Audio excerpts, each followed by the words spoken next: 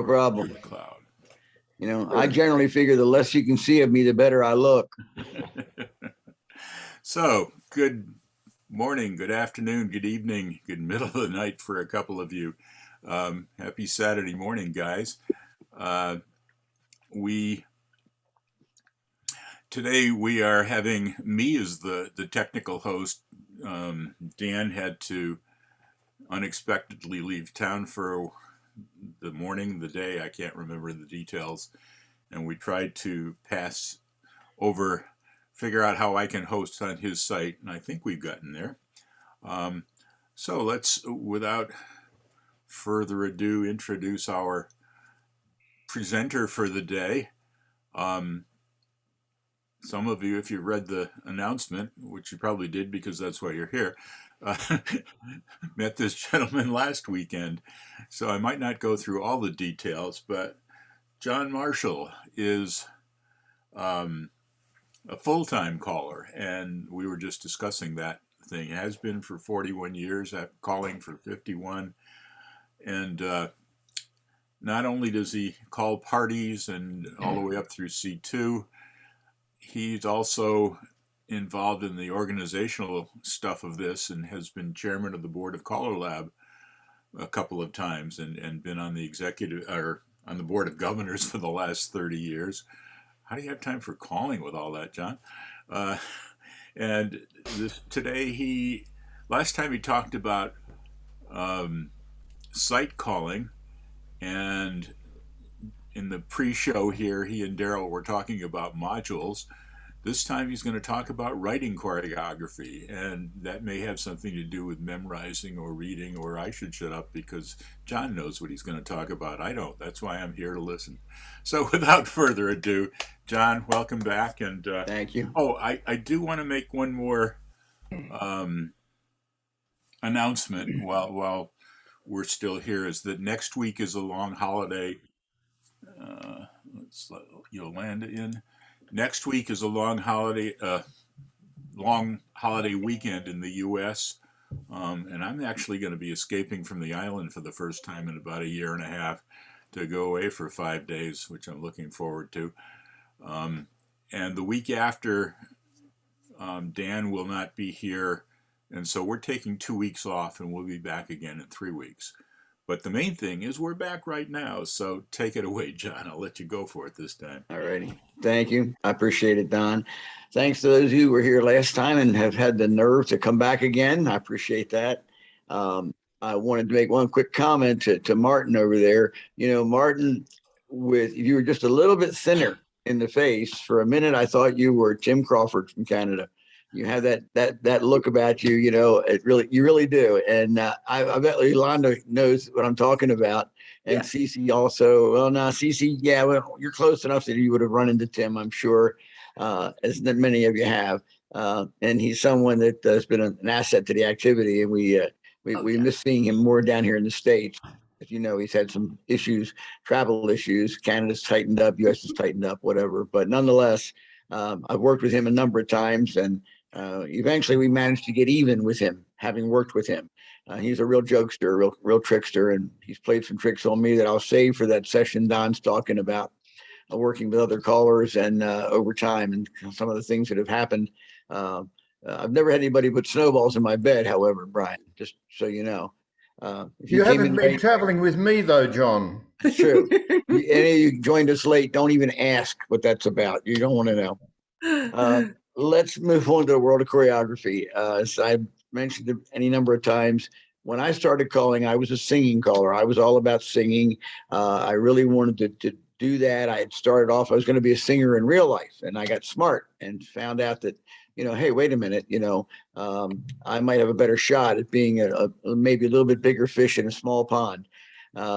But more importantly, I had a real penchant for all of the elements, including teaching, because I love to teach. And so consequently, it was kind of the right place for me. And in that time, that would have been 1969, that I started learning how to call.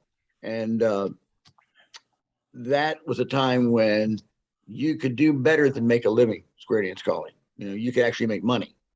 And because the numbers were so vast, and for all kinds of reasons that would take us a month to explore, but nonetheless, it was not an unreasonable consideration if you wanted that kind of a life, an entertainment life, and so on, working nights and weekends, etc. But of course, sadly, as we all know, it has spiraled down to where it's not an advisable career field. You have a secondary income, and you have a retirement income plus a secondary income, whatever, and you want to augment it, fine.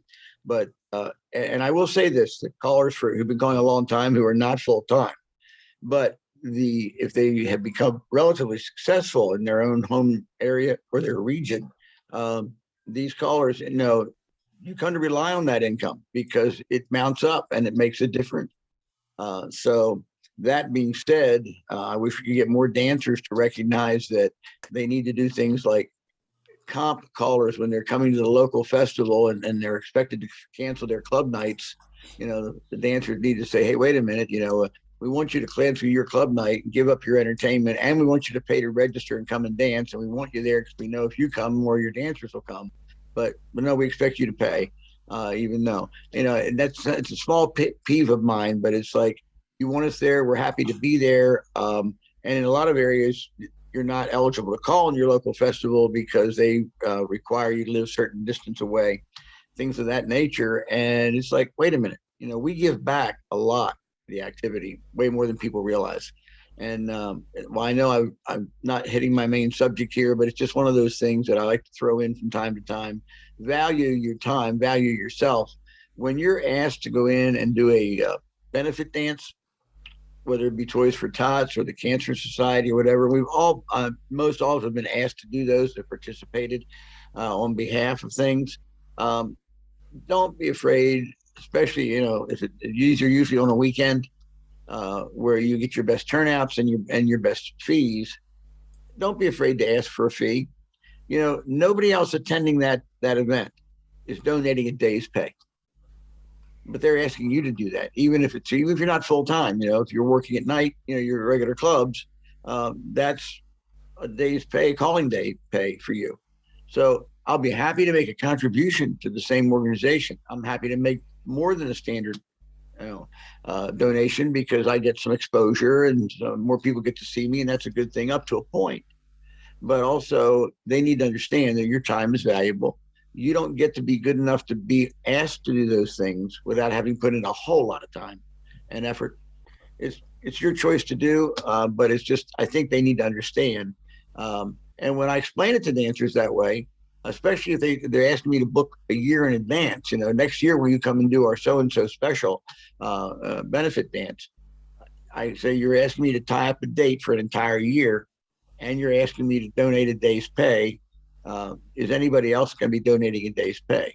And the moment you say that, they say, oh yeah, I didn't think about that. But I still always make a donation, happy to do that.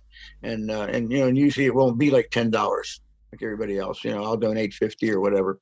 And I just think it's one of those things that you owe to yourself. Now, moving on to the real world and what we're here to talk about today, choreography and writing choreography. Let me talk first about why you should be writing your own choreography.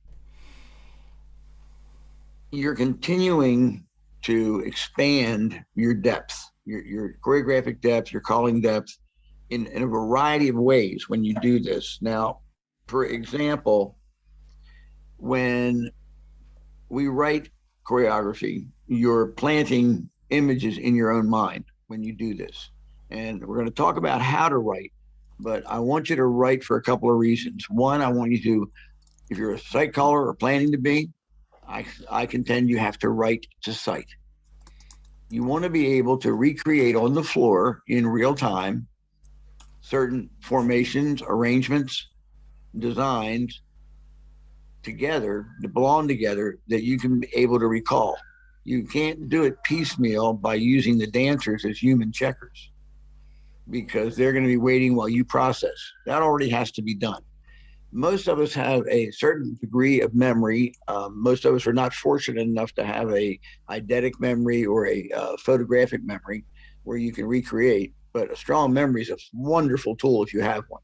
whether it be for remembering get outs, whether it means for remembering how to do 1,000 different singing call figures at different programs at the drop of a hat. It's a great tool, but we don't all have that necessarily in our toolbox. But the more things we have planted in our brain that we can see and we can make happen, the better off we will be. Not even in terms of design, but what happens if we misspeak? Anybody ever made a mistake when you've been calling and said a call come out of your mouth that you never intended to? I mean, I can tell you I've done it, and the timing couldn't be worse for it. And what if it happens in a singing call? So how adept are you, and how many things and images have you planted into your mind that you can see to understand I need to do this and this to fix that, or to get out of that situation, whether it be a choreography a pattern, hash, or if it's a singing call. How do we get out of that successfully and for the dancers to be successful? The more you've written, the more that's in there. The more you write, and the way you write is going to help dictate more and more about your body flow and your sense of timing and how to present some of the calls that you want to put together. It also has a lot to do with developing your judgment. Now, we know that every floor you walk into is different. And I contend that every night is different, even with the same dancers, especially if there's a full moon.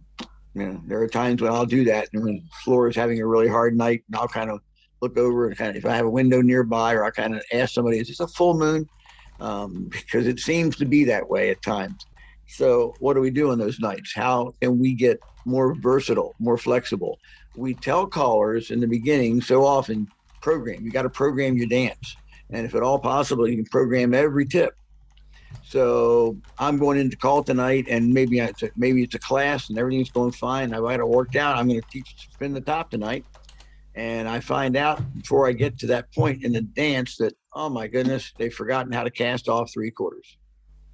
Is that the best time for me to introduce spin the top? If they're having trouble with cast off 3/4, which we know the center is going to do in that call. So it's like judgment. Well, a newer caller has no shot at that. They don't have something else to do. As a new caller, I had to work a good bit from memory before I started to understand choreography. And the little bit of memory that I was doing, I was calling it a big event. This is a Callers Association sponsored event. And I had gone through my patter, and I was only doing a patter that time, not a singing call. And somebody came up to me behind me and said, keep going. I said, I'm done. I've called all I know. Keep going. Somebody in the back had a seizure and it collapsed, and they wanted to keep the floor moving and away from them. And so I don't know what to do. They said, start over, which would have been the most obvious thing if you're not under pressure in the gun and you're the guy standing there, didn't have anything else to call. And what do you mean keep going? It's like, it's a problem, and it's not fair to new callers to ask them to program everything and then stick to it. I got my program all made up tonight, and everything I call, I can't do. They're having a hard time with whatever it is I call. Well, it's not like you have this great depth of material to reach back into. So that's one of the reasons we developed the standard applications list, was to help new callers. That's all it was for. It was a tool for new callers to be able to know what's the safest things to call, where they'll be the most successful, and how to put them together. And unfortunately, it's become a bit of a de facto program. People are only calling to that point, which is a topic for another night. I'll take a quick look at my note here. I want to keep things in proper order. Of course, another reason to write is for variety. Don't be the caller that calls the same dance for 30 years. You'll keep a certain percentage of dancers, and you're going to lose a higher percentage than you should. People get bored after a while if that's what they're doing. I had a cuer say to me one time, boy, you callers are so lucky. You get to come in and call your same dance every week. We've got to constantly learn new dances. And I stopped myself from saying to this lady, I don't know who you're dancing to, your squares, but I didn't do it. I said, well, you'll find that actually most callers are doing a lot of work on changing their programs, keeping them fresh, and writing choreography. And she was genuinely surprised to hear that. I think most cuers know better. But you do want that variety. And then you're always going to be walking that line when you're writing. And that's how we're going to talk about how to write and why to write in certain ways. You're always walking that line of what's too hard. Now, let me say this first. If you're asked to call a dance at a program that you don't currently dance, that you're not competent in that level as a dancer, you're going to have a very difficult time judging what's too hard and what isn't. So if at all possible, make sure you're only calling programs that you know how to dance to. I know it's not always possible, but do the best you can because you'll do better. The dancers will do better. The idea that building judgment into what we write, since every floor is different every night, how do you do that? Well, you do that by building depth of choreography so you know where to move to in terms of, okay, they're having too much trouble with this. I need to move into something different, something easier. What would make it easier? Or where are they having a problem? You know, and do I want to? So if I can't stop and workshop because it's a pure dance, then I need to move away from that and not use that type of combination of calls. You know, just for that very reason. So to keep it successful for the dancers. But again, newer callers don't have as much depth, so it's much harder for you. Um, Sometimes if you need it to make your dance come together completely and you have to say, let me just take a quick walk through. We saw a few problems on the floor with such and such a thing. And for those of you that are getting it fine, that's great. Bear with us. Let me help some others. And it's all generic. You're not saying this square or that square or certain people. And that's your judgment. I mean, you're in charge of that dance. You're the one who's making all the decisions, how hard, how easy, how fast, how slow, etc. So don't be afraid if you feel you need to do that to put it together, to keep your night together, make it right, then that's one of the things you should do. You shouldn't be afraid to do that. You judge that the floor needs that help, but you can't do it every tip. If it's if pure dance, not a workshop, you really can't. So look at your balance on that. And again, the more you write, the more depth you're going to have, the easier it'll be for you to move in and out of these situations freely. The Your ability, yes, your ability to refine more and more things like your timing and how you deliver certain calls to people, because the day of only calling calls that move all 8 people at the same time is over. You know, in the early days, you would do that. And I know callers who've been calling for 40 years who've gotten stale and they're stuck and they're wondering, and they come and they say, John, what can we do? And I'll say, well, let me talk to you about how to write new ideas. There's very few note services anymore. And it's Barry Wanson, right, who's publishing one right now. Am I right about that? Yeah. And it's good. It takes a lot of time and effort. I've done those in the years past, but there's not hardly any available. And even those, you need to put your material down. They're sending you and check it. No matter who it's coming from, you need to run it through for checking for body flow. You need to check it from accuracy rather than just reading it right off to somebody and expecting it to work. So I think that ability to refine when you've written material, you can come back to it and look at it after you've used it at the dance. And, you know, the more astute you become about body flow, the more you'll know the moment, you know, you've made a mistake. And we all have made mistakes, you know, on body flow. And when you're really becoming attuned to it, you're going to be going like, oh, I'll try never to call that again. When you see it happen on the floor, as careful as you are writing, and you need to be, that's something that still can happen. So right away, you go back, you have a chance to look at it and say, yeah, this was a problem. I need to change that. Hopefully you will have caught it when you double check your own written material before you present it. And I'll be talking about that as we go. What about that depth I'm talking about when you say something you don't mean to say and you suddenly find yourself perhaps in an arrangement or a formation you don't think you've ever seen before? The more depth you have, the easier you can get out of that. And I mentioned last time, if you find yourself stuck in a situation like that as a brand new caller or even experienced caller, if you're really stuck, think about how to make it look just different than it does right now. What can I call it just to make it look different? I don't care the end result yet. I just want to make it look more normal. Think simple. Always try to think simple in that case. We tend not to do that. We tend to think complicated, and it'll help you there. Again, the more depth, the more things you can get out of.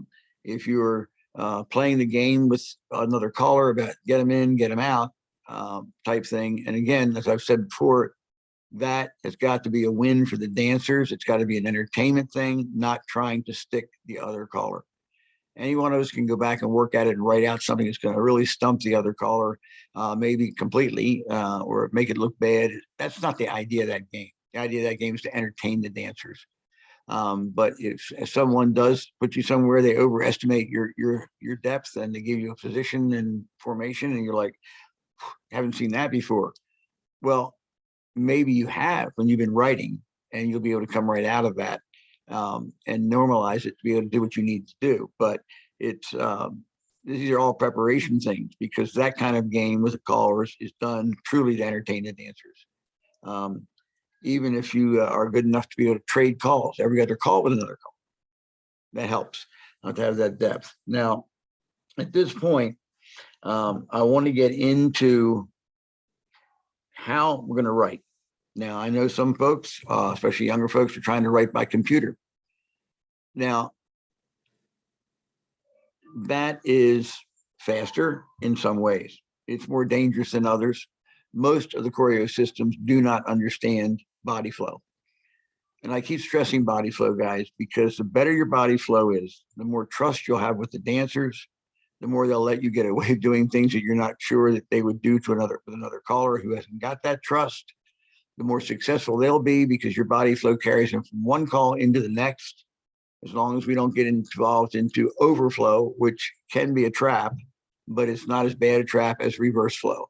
Nothing will break a floor faster than reverse flow.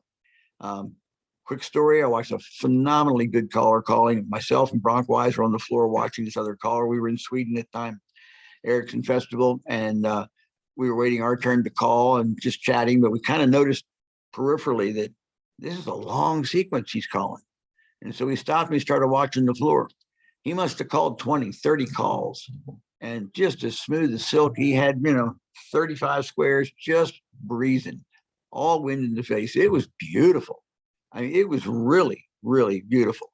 And he, as this was going on, we were all waiting anxiously to see the resolve, which is going to be really exciting. And unfortunately, he slipped. He called a flutter wheel when he meant to call a reverse flutter wheel. And I mean, the squares started breaking, just like chairs stacking up one on top of another. It was unbelievable. And everybody in the room was going, oh, and so was the caller. I mean, he could have shot himself right on stage. I mean, Bronk and I just went, oh, no. And because it was so beautifully done, and boom. Well, about half the floor did what felt good, and the other half the floor did what he said. Well, now you got a lovely little situation. How are you going to fix the whole floor? It did not turn out terribly well, as far as at least half the floor, right? But it can happen to any of us. But the better you are at that, the more successful. I mean, he had 35 squares dancing a 30 call sequence just as smooth as silk. No squares were down. There's a lot to be said for being able to do that. You obviously don't do that every sequence, but nonetheless, he was going for a showmanship thing. But body flow will make your dancers more successful. It will also build their confidence and understanding, believing they know these calls. So I'm going to tell you that I think you shouldn't write with a computer. I have no problem with you using a computer to go back and check your material. I think you should write with checkers. Now, saying that, when I first started writing, the man I worked with to learn about how choreography worked was named Mac Parker. He's a man who identified for us and quantified the terms sequence and symmetry. And unfortunately, he wasn't satisfied with our using dolls or checkers. He made us diagram every call. Here, show me square through 2, show me square through 4, show me this, show me that, all written out in pencil diagramming. But you know what? When we were done, I knew what the calls did. I knew how they worked. I understood the body flow. The checkers are even better than that. Not only is it faster, but more importantly, when you use a checkers, and it takes a while to get good with them, but after a while, and I'm not talking about shortcuts like doing pair off instead of square through. I'm talking about actually moving the checkers through the newer caller. And your long experienced caller, of course, you can do that. but by moving checkers, you are getting the kinesthetic feel of the call. By turning the checker this way and that way for boys, for girls, for both, you're getting both their senses of movement and action as you're turning those checkers. And the more you do it, the better you're at it, the more you're going to see the flow. Where do you, I saw that, Yolanda, she was holding up her little magnet board with checkers, and that works fine. Everybody has various types. I remember being somewhere. Jerry Story is one of those callers with a phenomenal memory, just terrific memory, and an amazing caller behind the microphone, just amazing. But we were sitting at an after party one time, all chatting about this, that, or the other, and they were looking for how to resolve a certain thing, and he said, John, I'll bet anything John Marshall's got a set of checkers in his pocket. And I did, but it's because he knew that I wrote, I believed in writing, and because these discussions come up all the time. And many of you have been in a restaurant where you pulled out the salt and pepper shakers or whatever and start pushing ideas through. And, that's a great sign to me of somebody who cares and are continuing to work at their craft because they're curious about it and what will work, what won't work, and what's good about it, what's bad about it. So the idea of the checkers, when I'm using them, I think, and some of the top choreographers, C4 callers, they have computers, they still use checkers as well. Ben Rubright calls mostly C4. He's an IBM specialist. He used to be at work with a set of checkers in his drawer that he could close quickly when the supervisor came by. But he also knows about computers. So I'm saying to you, computers will speed things up. You're going to have a much better chance of failing on the body flow actions with that. But again, everything that we write, we can go back, we can look at it, we can correct for it. I wish Clark were here today. I'm going to tell a story on Clark, he would back it up. He's a very stand-up guy. At one point, some of his dancers went out and they had a stamp made. In the old days, when we used, Clark does a lot of scanning of his material when he presents, and so it's on paper. They had a stamp made up for him in red ink, and all it said on the stamp was flow. And Clark wasn't always paying a lot of attention to flow, especially at really ultra high levels. And so he would carry this with him, and the people would go, oh, or whatever. I said, oh, I better get my flow stamp. And he'd stamp that piece of paper with this red ink flow so he could go back and correct it later. Those of you who teach other callers, how many times have you watched the infamous bend the line from the wrong side, the left-hand two-face line type action? The couples are circulating, that's fine. But what about, when they do the wrong one? Either the boys run, so often it's boys run and bend the line. And how many times is it the reverse action for the bend the line, reverse flow? It's so ugly that, it'll break a square. At our caller schools, we set up a penalty jar. And the first day of the school, anybody that makes that, we talk about it, we show it. So on the people who make that mistake, it's 25 cents. Second day, it goes up to 50 cents. Third day, we're up to $1, and we get some money in the beginning. I have to tell you, one guy got up on the very first day. He must have understood what he's doing wrong, apparently, because he got up, he walked over to the jar, he put a $20 bill in, he says, I'm good for the week. Just because he knew it was going to happen. But the whole point is making people think about it, making them aware of why something's not good. And, the idea of overflow, I'm going to touch on that again as I go back to more of the checkers. But on overflow, we need to pay more attention to calls that involve all 8 circulates as beginning calls. And what's the follow-on call? Or if you're calling a call like relay the Deucey, shadow Deucey. When you're doing relay the Deucey and those center dancers are doing their 3/4 cast off, do you call all 8 circulate after that? A lot of people do. You got a 5/4 turn in there for 2 people, 4 quarters for another. Some callers say 4 quarters is overflow. I think it depends on what else you're doing. 5 quarters is definitely overflow. People get disoriented and it's too much. And some dancers are very sensitive to it. You pay attention to those kind of things. Circulates, all 8s in particular, and calls involving 3/4 casts as well. They can be very tricky. Also, actions like reverse body flow actions when you're dancing calls, folks, and you're in parallel ocean waves, and you've done an all eight circulate, and then you call a split circulate. That lead center who's just done the all eight, he's become the lead center after the all eight circulate.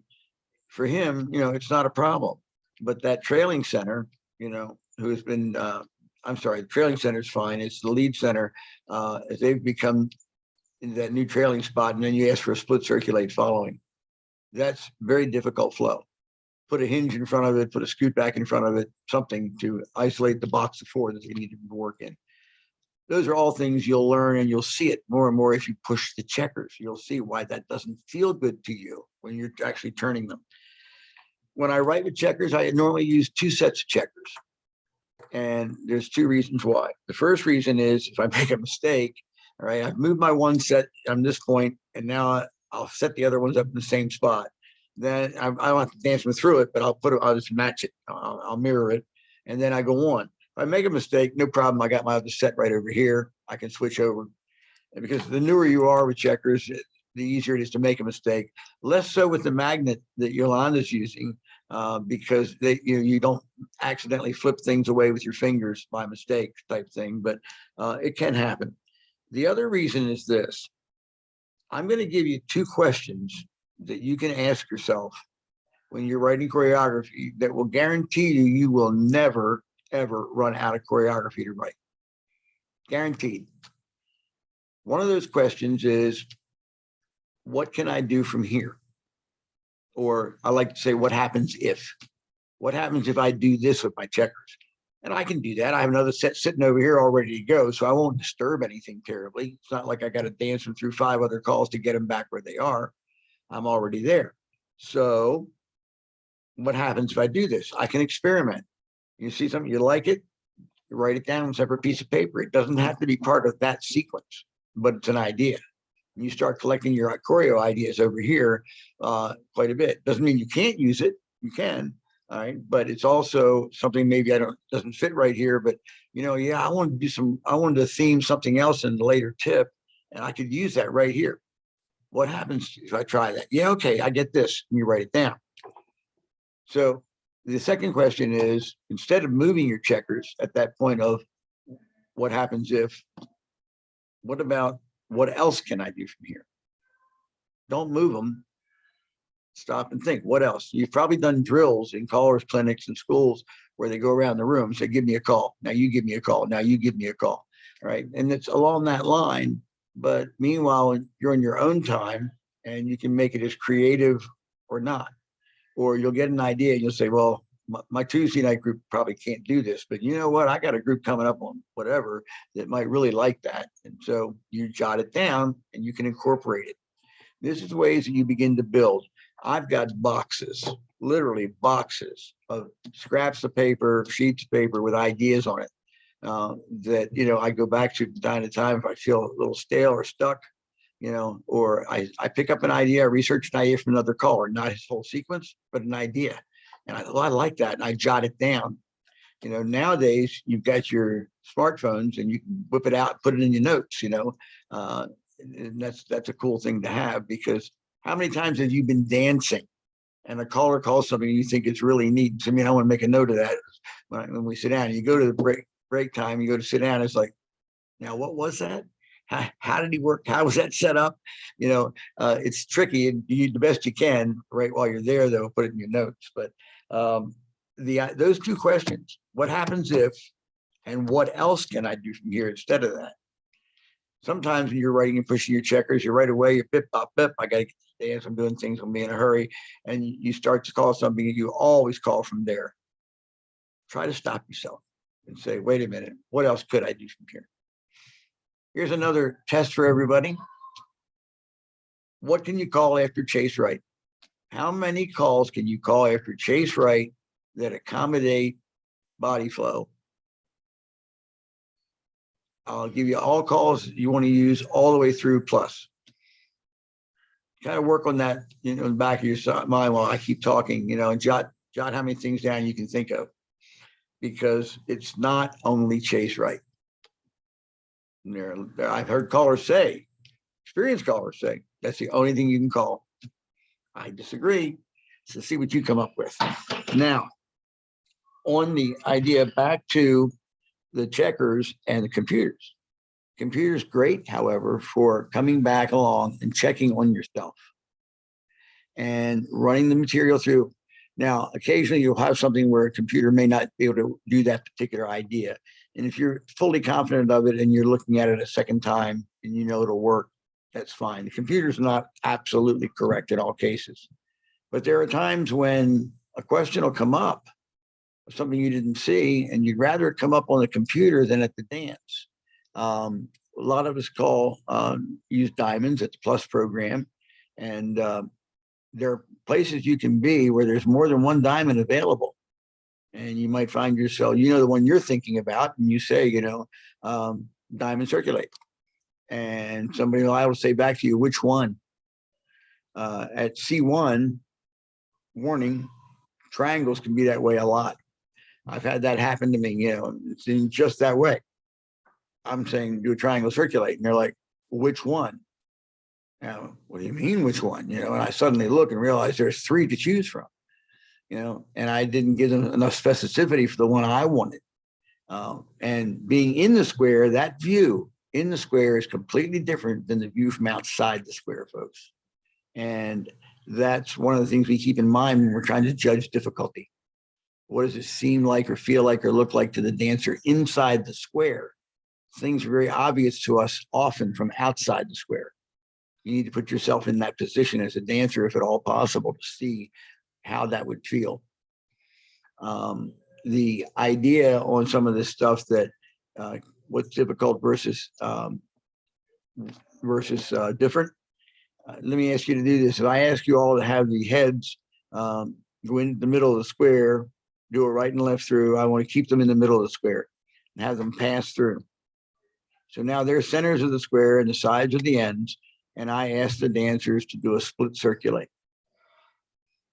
And you figure out where they would go, because we've cut the square in half.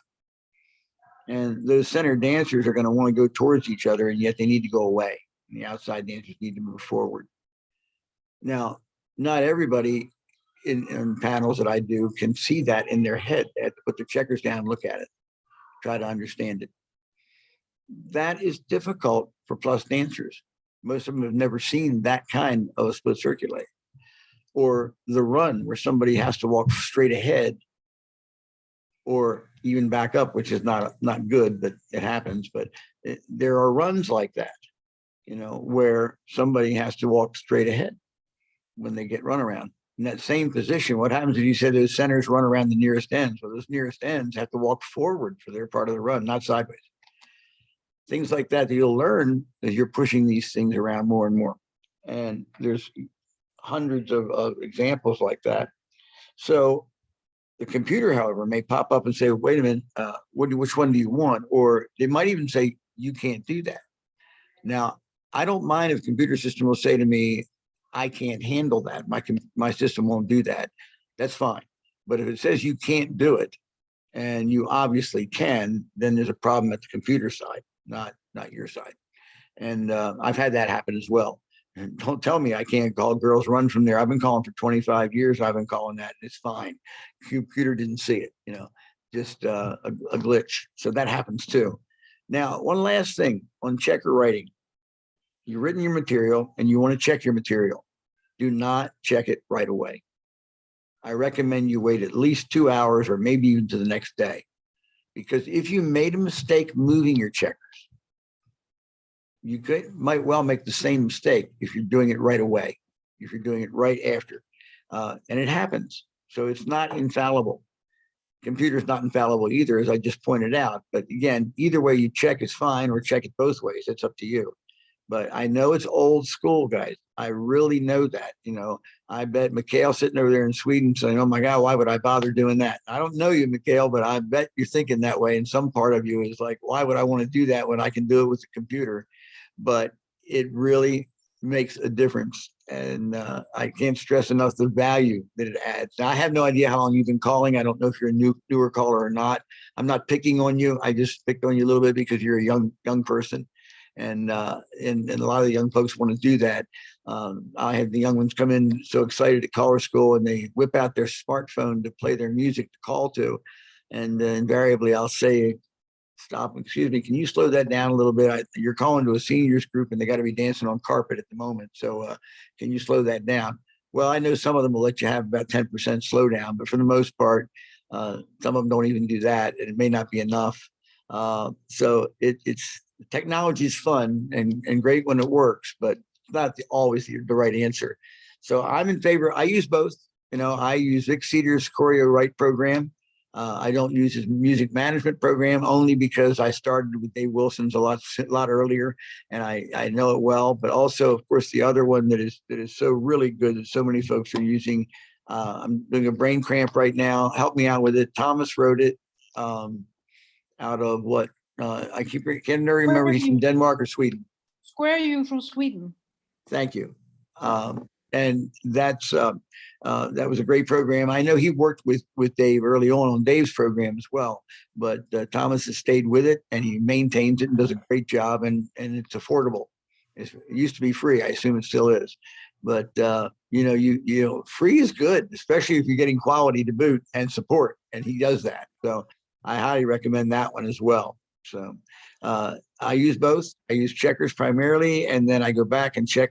If I'm in a hurry sometimes and I have to do a really ton of writing for a big weekend or something, I got to call 5 sessions of a program, I'll use the computer a little bit more. But I also stockpile that material, whether it's handwritten or whether it's computer written. Also, you want to grade. If you're writing with your computer, you have ways of marking the degree of difficulty. The old days, we would actually grade difficulty on the cards. We were using like 5x8 cards, and they're heavy. They make those out of trees. But the 5x8 cards, we would mark those degree of difficulty. And generally, some guys would use, easy, medium, hard, star tip. Others just use a number value. And after you use them and you go to the dance, and then you come back and you downgrade them and you say, no, that really was not a 3. Actually upgraded. No, I thought that was a 2, but it's actually a 3, based on the floor. There's a caller that I know, been calling a long time, and he contends that if you took a site called dance and you did a transcription of that dance, and then you took the transcription and you called the same dance to the same people from the transcription instead of from sight, that a lot more squares would break down. It would be a harder dance for them. And I asked him, well, why would you think that? Why would you think for a minute that? And he said, mostly presentation. Because when you're extemporaneously citing and laying the material out, the dancers are already in motion. You can maintain that motion, because you're ahead of the dancers in your mind where you're going, therefore their continuation. You pause to look down at that piece of paper, even if it's only for a beat, to scan up what's next. And you scan 2 calls or 3 calls ahead if you're that good, fine, but then you still have to scan away, and there's a slight break. There's a slight break in the motion, the forward motion and flow. And all of a sudden it's harder. That's what I keep saying about body flow, how it carries you from one call into the next in motion, and you have the dancers trust. They'll do that for you. Even if it's subconsciously, if they're not certain where you are or where you're heading, they may hesitate. And that breaks the flow and makes it harder. I haven't tried it, but he believes it's true, and it could well be. Let me take a breath here, and I'm going to stop at this point to see if anybody has any comments, questions before I go on. All silent on the Eastern Front. I've got lots of them. I should let you go on, but just let me point out one of them at this point. You were mentioning that caller note services, we don't have them anymore, but most of the ones that did exist are online. I tried to find a link and I couldn't. Maybe our resident researcher Mel will find it. I can't remember if it's Square Dance History Project or just where, but they're scanned in, and a lot of the material is still good. I'm speaking in particular about the note service that I wrote. choreo breakdown, where I featured a different call, a different mainstream call every month, a different plus call, and either an A1 or A2 call. And 99% of those calls are still on the list. And when I did a whole page full of material on them, I would start with a very basic version and work to more and more difficult through the sequences on that page and end with a singer. And although I agree with John, you should be writing your own, but if you do want to look at material and get ideas, that's a place to look for some of these. That material is still good. The other thing I want to interject that's sort of right in line with this, but when I was writing material for the newsletter, the method I did, let's say I was featuring right and left through, or swing through, or spin the top, whatever the call was for that particular month. And I had a list of all the calls, and I'd cross them off each month. So I'd say, oh my God, I'm left with circle to a line. What am I going to do with this? Or courtesy turn. I had a lot of fun coming up with that one. But I would make a whole list of calls that could be done after the call, like John was saying. But also I'd make a whole list of calls that can be done before the call to get into that position. And then I'd write a sequence and cross off the before and after calls. And then write the next sequence and cross off the before and after call for that. And that made it so I really had to work harder as I went along, coming up with, it's possible. I never thought of writing a sequence with this call after, but I've eliminated the obvious calls. I've eliminated the men run after a swing through or before a swing through. And that made me think differently. Of course, then I'd look at the sequences again to make sure that I could organize them in the basic through more interesting, more difficult things. And of course, I would then run the checkers through again once I've written them, just to double check it before putting it in print for lots of people to see the mistakes I made. One of the things I didn't think about, and John, it's too late, John, you're about 20 years too late telling me this, but the thought of checking them about hours later, or better yet, a day later, I like that idea. And I don't think I probably did that sometimes just because I couldn't get it all written in the same day, but I like that idea of, I know just proofreading a paragraph I write, whether it's calls or not, right now I proofread it by having the computer read it to me, because I've read it 3 times and I missed that little thing, and when the computer talks to me, it tells me a funny thing. I say, oh, that didn't sound right. How did I miss that? Let it go for a while and then go through it. I love that idea. You know, a funny thing that can happen, I don't know if you've ever done this, if you've been texting and you're not doing an oral text, but you're actually typing it in. It's easy to think that you've typed in a word that was part of your sentence. And usually it's a short word, it might be up or to or whatever, but in your mind, you did it, but you didn't make it to the fingers and you've gone on to the next word. You can do that with checkers.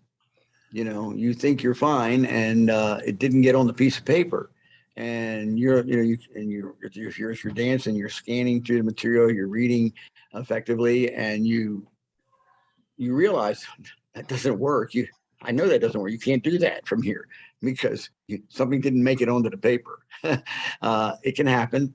But again, you've been writing, you've got depth. You can say, okay, I saw the call I want next. I probably put this in front of it, or this will work in front of it. And you can still carry it through on the fly. And again, if you happen to be a proponent of sight calling and you realize that you're coming to the end of the sequence you've written out with your get out, and you're beginning to see this isn't probably going to work, then you have to sight call out of it. But when you're pushing with your checkers, there's another thing that I recommend you do. You've written a sequence and you like the sequence just fine, but some people may have had a minor issue with it or something. Fine. There's 2 things you want to do. It's always helpful to write different get outs. So if they've had a problem in the sequence right before the get out, then it's not as critical. But if they've had a problem, somewhere deeper into the sequence, fine. And you're going to repeat it for the floor. But maybe you have a different resolve right at the end for the dancers who got it the first time. So they don't feel like they've necessarily wasted their time because it was a different ending. And those who are anticipating your ending and get caught out, well, thou shalt not anticipate thy caller. We know that's a sacred, right? Don't do that. And part of that, by the way, is in talking about variety, not calling the same dance. There are circumstances where people have only learned standard application, even to the point of only getting calls in combination one way and one way only. It's a real joy to be calling it a dance, and you call and all 8 circulate with boys in the middle, right-handed waves. Boys are in the middle and girls are on the end. And you've called and all 8 circulate, and then you say spin the top, and nobody moves. And somebody from the floor says, you can't do that. Really? I can't? Why can't I do that? Well, you didn't call swing through first. And there are dancers who have never seen a spin the top without a swing through in front of it. That's not the dancer's fault, folks. That is not the dancer's fault. The caller who does that kind of thing, whether he be not sharp, whether he be lazy, whether it be, I don't know, but he has set those dancers up to fail. He's also set those dancers up, maybe unknowingly, to know they can't go anywhere else and dance. He's trapped those dancers. Most callers would never do it on purpose. Most, and even doing it by mistake is wrong. And that happens. That's not like never happened before. In California, 4 years ago, I was calling a plus dance Saturday night. I had 18 squares on the floor. It was great. It was in the second tip, and I had put the dancers into the 0 box, and I called single circle to a wave, and the boys trade, and then I called spin chain and exchanged the gears. I dumped 18 squares. Not one square made it. Because after the swing half, the boys were on the end and had to do the U-turn back and not the girls. Mr. Clever said, they must not, half of them were probably thinking spin chain of gears, and the other half probably just, little mess up. So Mr. Clever did it over again, exactly the same way. This time I only dumped 16 squares, folks. So how do we normally call the call? What's the standard application on that call? Is it not, from a 0 box, step to a wave, whatever, and then after you've done whatever you want to do and you do the swing half, and it's not the girls on the outside who turn back, and then the one looking out raises her hand and they turn the star, or is it the other way around? Anybody? Nobody's sure? I always have one of the mental blocks. Which one is the standard application? Which one is not? I believe the one I told you is the non-standard. And it was a long night. The rest of the night, I had to pay attention to that kind of thing of only using standard application. Now, don't misunderstand me. If I could have clubs that had 20, 30 squares dancing every Saturday night, and 4 or 5 of them in my area, and they only dance standard application, I'd love to have one of them. And then I'll be happy to take the overflow from anybody else who after a while says they want more than just standard application. Now I'll be happy to teach them. But the point is, it's become rampant, and callers are supposed to be showing the dancers how to do this. It says right on our program lists, are expected the dancers to execute these calls from more than one arrangement. It says it right on there, but callers aren't doing it. So keep that in the back of your mind. Another nice thing, how long should a sequence be when you're writing? I mean, we know 30 calls is too long. It's going to depend on a number of things what you're going for, but in general, if I'm writing on the computer, I set my computer to notify me when I'm at 10 calls, because at that point I need to be looking for a get out. And if it's just 1 call away, that's fine. If the get out is 3 or 4 calls away, that's okay up to a point, but you start to limit it, because why? What happens if squares start to break down and you've got to finish what you've written? If you're not a sight caller and you have to finish it out, what do? You don't want people standing too long. Get them out and get them back in as quick as you can.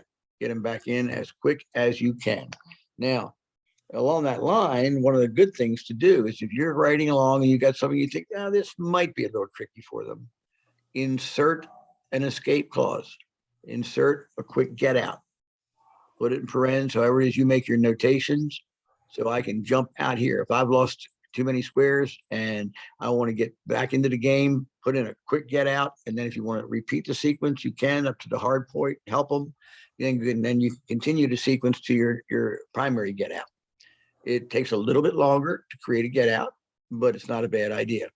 A lot of the computer programs, VIX included, have a lot of get outs, a lot of resolves, and a lot of them are great. But also, you need to make sure that the body flow they require to get into it, what call precedes the get out, is going to work from a body flow standpoint. And also, don't just select it and go on, push the checker through it. Make sure you understand how that resolve works, because what if it doesn't? Mistakes happen. I mean, even with computers. So you want to understand anything you call, you want to understand it. You called it. Somebody walks up to you and says, I didn't get that. Can you teach me how to do that? If you don't know how to teach it, you probably shouldn't have called it, because now you're really stuck and you're embarrassed. So another reason to try to dance any programs that you call, you'll do a better job. I usually try to keep my sequences. As I say, I start anywhere from 9 to 10 calls in. I want to resolve it. And sometimes if it's a harder sequence, I'll have an escape in earlier. Or and I'm a fairly competent sight caller, so if I see this happening, I can bail and get out. And also, if you're sight calling and you get lost, don't forget, we talked about that last week. Cut your losses, get out quick, even if you have to have answers square up. We talked about that. Ask for a corner if you have to. If you can get it resolved quickly, fine. If not, bail out. The difficulty gradings, you're going to find that changes whatever you think, changes from group to group, and you have to be flexible as you go. What about when you're at a dance and the traveling caller comes through and he does this new idea, and it's not necessarily even a new call, but it's this new fangut idea that he's come up with, and it's really cool, and you can't wait to get home and try it. Do 2 judgment actions for yourself. Number 1, be as self-aware as you can and determine, do you believe you can present it as well as that caller did? And also, is it appropriate for your dancers? Is it something you think your dancers can do? They might like it. We want dancers, when they get through something that's tricky or unique or difficult, we want them to be excited about it, not relieved. There is that type of thing, we got through there. And there are times when you can get dancers through things and they're semi-excited, but they have no idea what they did. They don't really know what they did to get there. There's a certain lack of satisfaction on the dancer's part of that, and not understanding. You've made them feel a little inadequate because they don't know what they did, how they got there. Some, however, will just relax that they got there at all, triumphant, and we survived. But relief isn't what I think I'm looking for from a dancer when they get through a trickier idea. I don't mind doing overs, by the way, within reason. There are some callers who say you should never do overs. I don't agree. If I'm a dancer and I don't get something, I want to know why. I want to know, what did I do wrong? How did I miss that? And so I believe in doing overs. I tell the dancers, more often than not, if the floor needs it as a whole, I tell them I'm going to recognize it and I will do it over for you. But if you particularly want to see something and you didn't get, chances are you're not the only one, and just give me this signal. Just do this and I'll know you want to do it over. I have a number of dancers who are now bald, but they do have done them over. I'm really only kidding about that, but still, it's not a bad thing. If the dancers are interested enough to see it over, that's what you want. You want people that are involved and interested. It used to be if we called something unique and people had a little problem with it, after the tip, I see you, Don, right after the tip, they'd be right up coming up front. Well, how did that work? Why did it work that way? Often in today's world, dancers are like, yeah, well, whatever, maybe, I'll get it next time if he calls it. I love the dancer who wants to know, what happened? Why did we miss that? Or what should we have done? But I believe in doing that. That's just my personal approach to it. Don, you wanted to say something? Well, I just noticed the hour is up, so I want to make some Yep. formal comments and then we'll continue. Yeah. But I thank you guys for coming, staying, for the comments I'm sure you're going to make soon. Let's have another hand for John, keeping guys. us I appreciate it. thinking today. A reminder that the next 2 weeks are dark. Is that the right term? But we will be back in 3 weeks. I asked earlier I mentioned earlier a lot of note services online and was guessing that Mel would be able to find links for us. Be sure to look at the chat and save it, because he's got links to a lot of these note services from way back when. Thank you, Mel, for putting that in there, and you'll find some good information. I do want to throw in one comment. John, you mentioned that occasionally you will think you wrote a call down but forgot it and pushing the checkers. I've seen that happen when I've danced to callers in real time. You know, lines of 4, forward and back, dive through, after the star through, after the star through. But first, yeah. Yeah. But anyway, with that, I'm going to back off and listen, and John, take it, and hopefully we can get comments from others in here too. Sure.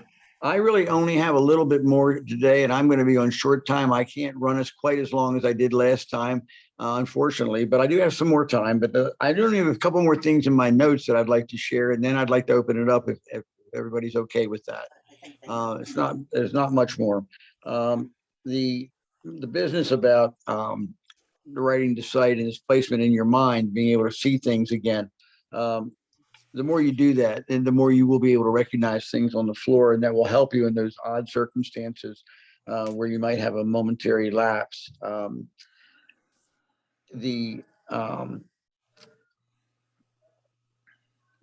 know. Call density. And what I mean by that is I'm calling it a plus dance, and I'm not going to call just mainstream and drop in an occasional plus call. For one thing, you're speaking down to your dancers. You're treating them like they're not competent for plus. Now, if they're not, okay, that's a whole nother bailiwick you have to deal with. But, you know, there should be a propensity of plus calls in a plus tip, plus sequence, within reason. The higher the density, the more difficult you're calling. Even if you're not calling them from harder arrangements or formations, it's harder, because there's just more of the top level that dancer dances and that they're aspiring to. So you keep that in mind. I'm saying this on myself. I have a tendency to do that, too much density, and it makes my material sometimes harder.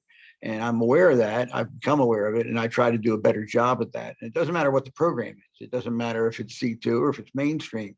However, at mainstream, unless it's an odd formation or an unusual arrangement, you should be able to call one mainstream call after another, after another, after another. Of course, I include basic in that. That's perfectly appropriate. This is the language that they've learned to speak. Again, I always come back to it being a language. They've learned that language. They may not be as proficient in the plus language, for example, but you should still have, a strong number of plus calls in a plus sequence.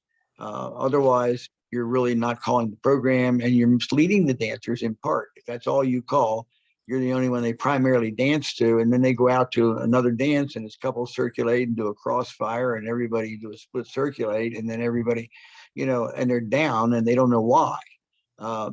You can't own dancers, you can't guilt them into doing things, and you also have a responsibility as a teacher to prepare them to dance to more than one caller. And if they do dance to more than one caller, they're going to be better dancers.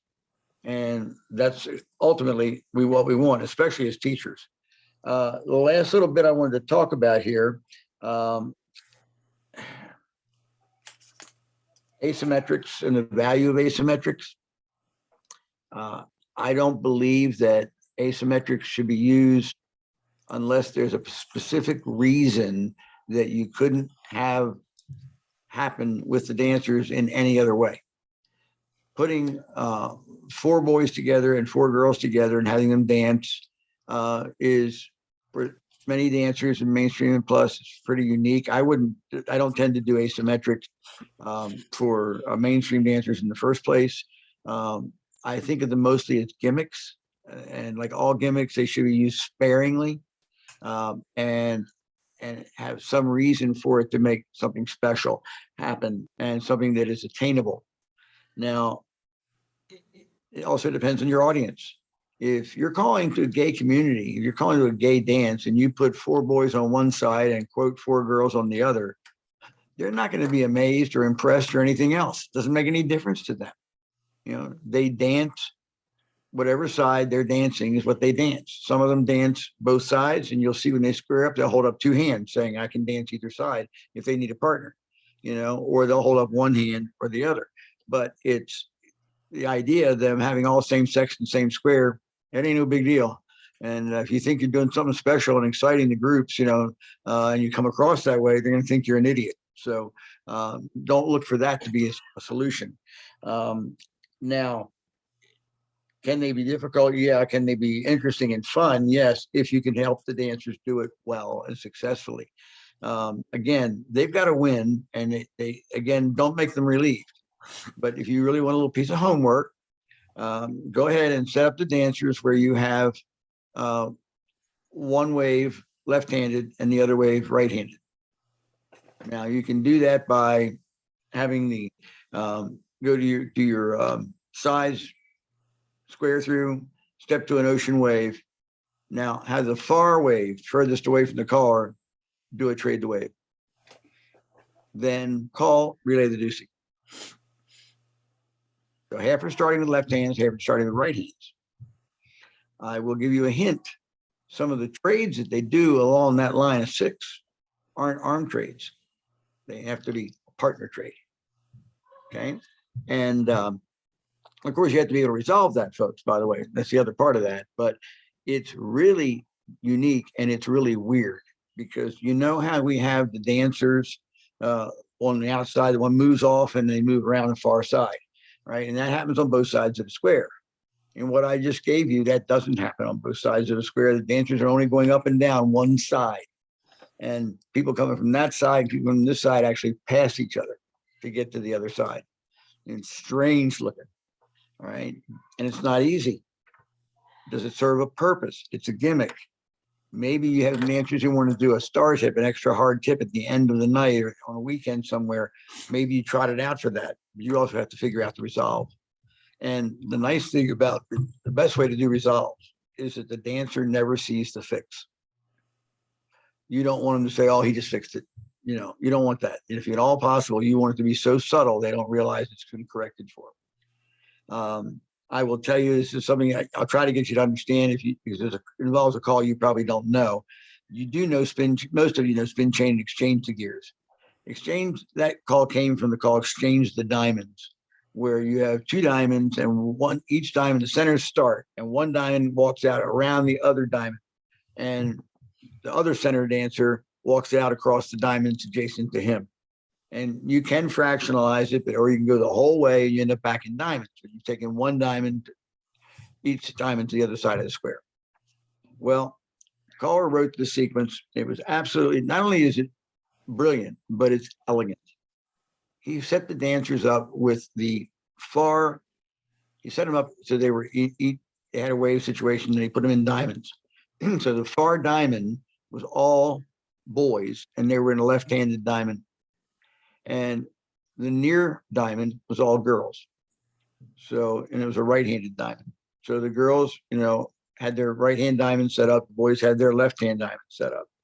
And he had the girls, and this is another thing, when you write choreography, I meant to tell you this. If you are piecing things, centers do this while the ends do that, or girls do this while the boys do that, you prompt the people who have the furthest to go first. And the timing will be better, and the people will feel like they're continuing to move. Seems like an obvious thing, but some folks have never been told that. And since we're not doing only all 8 people moving at the same time, choreography anymore, you have to know those kinds of things. I had forgotten that part of the story. These callers I was helping learn to write, I put them in an odd spot for them. I had the heads pass the ocean and the side boys run. And so, okay, now what can we call from there? They didn't have a clue. They didn't know any idea whatsoever. And I finally realized they were trying to take one call that would move all 8 people. And so I had to back up a little bit and show them other ways to write that. So going back to our other example, though, on getting that elegant call. So he had the girls do this exchange their diamond for the boys' diamond. So the girls were going out all the way around the other diamond, each spot, 1, 2, 3, 4, right? So that's what they were doing. He had the boys do 3 diamond circulates. And when the boys were done, standing next to them was their partner for the promenade. Elegant, very elegant. Again, he had tools in his toolbox that allowed for that particular idea, but it was his idea. I've now taken part of that, research part of that, and I've set it up so the other way around so that when they arrive, they can do a slide through and all be at home. But it's just, amazing. But that takes a lot of work, and making that work out, set it up correctly to resolve it, and so on. We say reverse engineering it backward to what you want to have happen. It takes a long time. So at least for me, I know callers who can sight call some of that, not as elegantly, but they can do it. I'm not one of them. So that brings me to, I want to see if there's any other pitfalls here that I had made a note to myself about the value of asymmetrics and how to hide the fix and who's the customer that you use it for. Pitfalls, I think we've talked about a number of what those can be. Those of you that are interested in a different type of sight calling approach that I shared with Don, it's partly sight and partly mental image. Caller named Hal Barnes, who lives in Colorado right now, near Colorado Springs. He wrote a book on how to watch 2 people only and sight call and resolve when you're ready to resolve with everybody in the right place. And I've seen it work. There are requirements along the way, depending on how difficult you want to call, where you have to remember, if you're going to do this, you must do so-and-so. And there's a few of those caveats in there. It's amazing. If anybody really cares, we can get you the address for how you can get his book. It's not expensive. Very bright guy, does not call beyond plus. Does not recommend asymmetrics, by the way, for plus, but he can even do asymmetrics with that system. Just let you know, there's other stuff out there. Now, at this point, I'm open to any suggestions, comments, questions, challenges, ideas people want to share with everybody else. It's wide open, guys. You forgot the answer to your question at the beginning. Which one was that, Mel? How many moves after chase right without having too much flow? Without having too much or too little? Yeah. How many? Oh, I got 24, but that's... I'd be interested in that list because I've never been able to come close to that. I can usually come up with 7 or 8. Put them in the chat. I was about to say, what I frequently say is, let's hear from somebody we haven't heard from yet today. And that would be almost all of you. Yeah. Somebody speak up. Anybody think I'm wrong about anything? Here we go. Martin. No, the decision to raise my hand was before you asked the question. Yeah. Well, I was very happy to hear that you recommend pencil and paper. That's how I was brought up. And the good thing about it is that I remember in school we used to write crib notes. And by the time they were written, we didn't need them anymore because it was already in the head. And the same with the choreography. When I use my pen and my paper, I don't have to learn that choreography because while writing it, I'm so deep in it that I just remember it right away. So I recommend that to all. Got you. I know a caller, it doesn't matter the name. In fact, they're very recently retired, but they were primarily not a sight caller. They tried to learn. They tried to learn from me. They tried to learn from Lee Common. They tried to learn from any number of other people. And it wasn't this caller's thing. I mean, they could do enough to get out of trouble if they had a problem, but usually it was written. And she had used written material so much for so long that it was almost like you're saying about writing down the corners type thing. You wrote them down, therefore chances are you don't need to look at it. She was that way with whole sequences, but I rushed to point out that, she was calling a very long time and many, many, many dances, a tremendous schedule, so that I don't want you to think she got that good at it from only calling the same stuff over and over again. She had great depth of material written, but she was that good at using it, plus having written it herself and recognizing it. she could make that work. There are some folks that will write and then they only use the same thing over and over again. Or if you are in a position of writing for, let's say you're at a big festival, a national, whatever, and they booked you into a hall that you're not overly comfortable in. So you wrote a certain amount of material for the hall and for your 15-minute spot, whatever. And you use that. And next year they do the same thing and you get out the same set of cards and so on. And I've seen it where those cards in the first place were way too hard and the caller didn't take a lesson. I mean, I had one caller say to me, well, it's supposed to be challenged answers. They should be able to do it all. I said, no, they're just answers. They're just answers like everybody else. Some things are too hard, some things aren't. You know, a lot of people were broken down because it was just too hard. A year later, same hall, same material. Didn't bother. That's the wrong attitude. You know, they've all got to win. Mel, is that you? Did you text me something?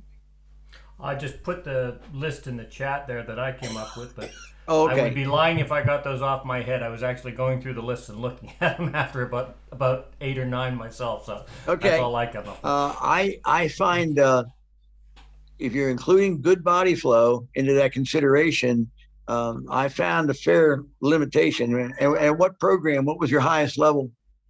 Plus. Plus, okay. I can tell you, I would be hard pressed to find 24 that I thought flowed and danced well. But you know, I'm curious. One of them that might be on there that most people forget is face right. After after the walk and dodge, face right. Yeah, I don't have that on there. And yet it's so evident, and you now have a right-handed column because of the people. I'm assuming you started from a right-handed wave, on the walk and dodge. Yeah. And this was walk and dodge from waves, right? You did it you put it in from walk and dodge from waves. Yeah, I have a walk and dodge in there. No. Wait a minute. Maybe I misspoke earlier. I'm talking about what can you call after the walk and dodge.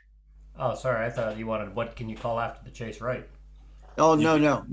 I'm sorry. Maybe I misspoke. No, what can you call after walk and dodge? You said it both ways, John. I think you Did started I'm with sorry. walk and dodge and ended up I've heard callers say that there's nothing you can call after walk and dodge except chase right. Oh, and I disagree with that. Yeah. So that was kind of the quiz there was, how many calls can you find after a walk and dodge?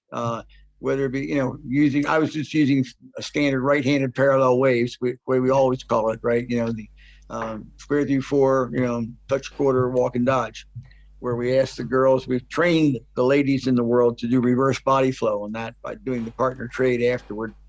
And they've adapted that by learning how to do a basketball turn from rounds to be able to make it not feel bad. But and that brings a whole nother topic, Don, that you might want to touch on after I'm gone, is the idea that some things work beautifully on paper, but on real bodies don't seem to work out that way, even though it should. You look at it and say, realistically, this should be fine, but why is it not?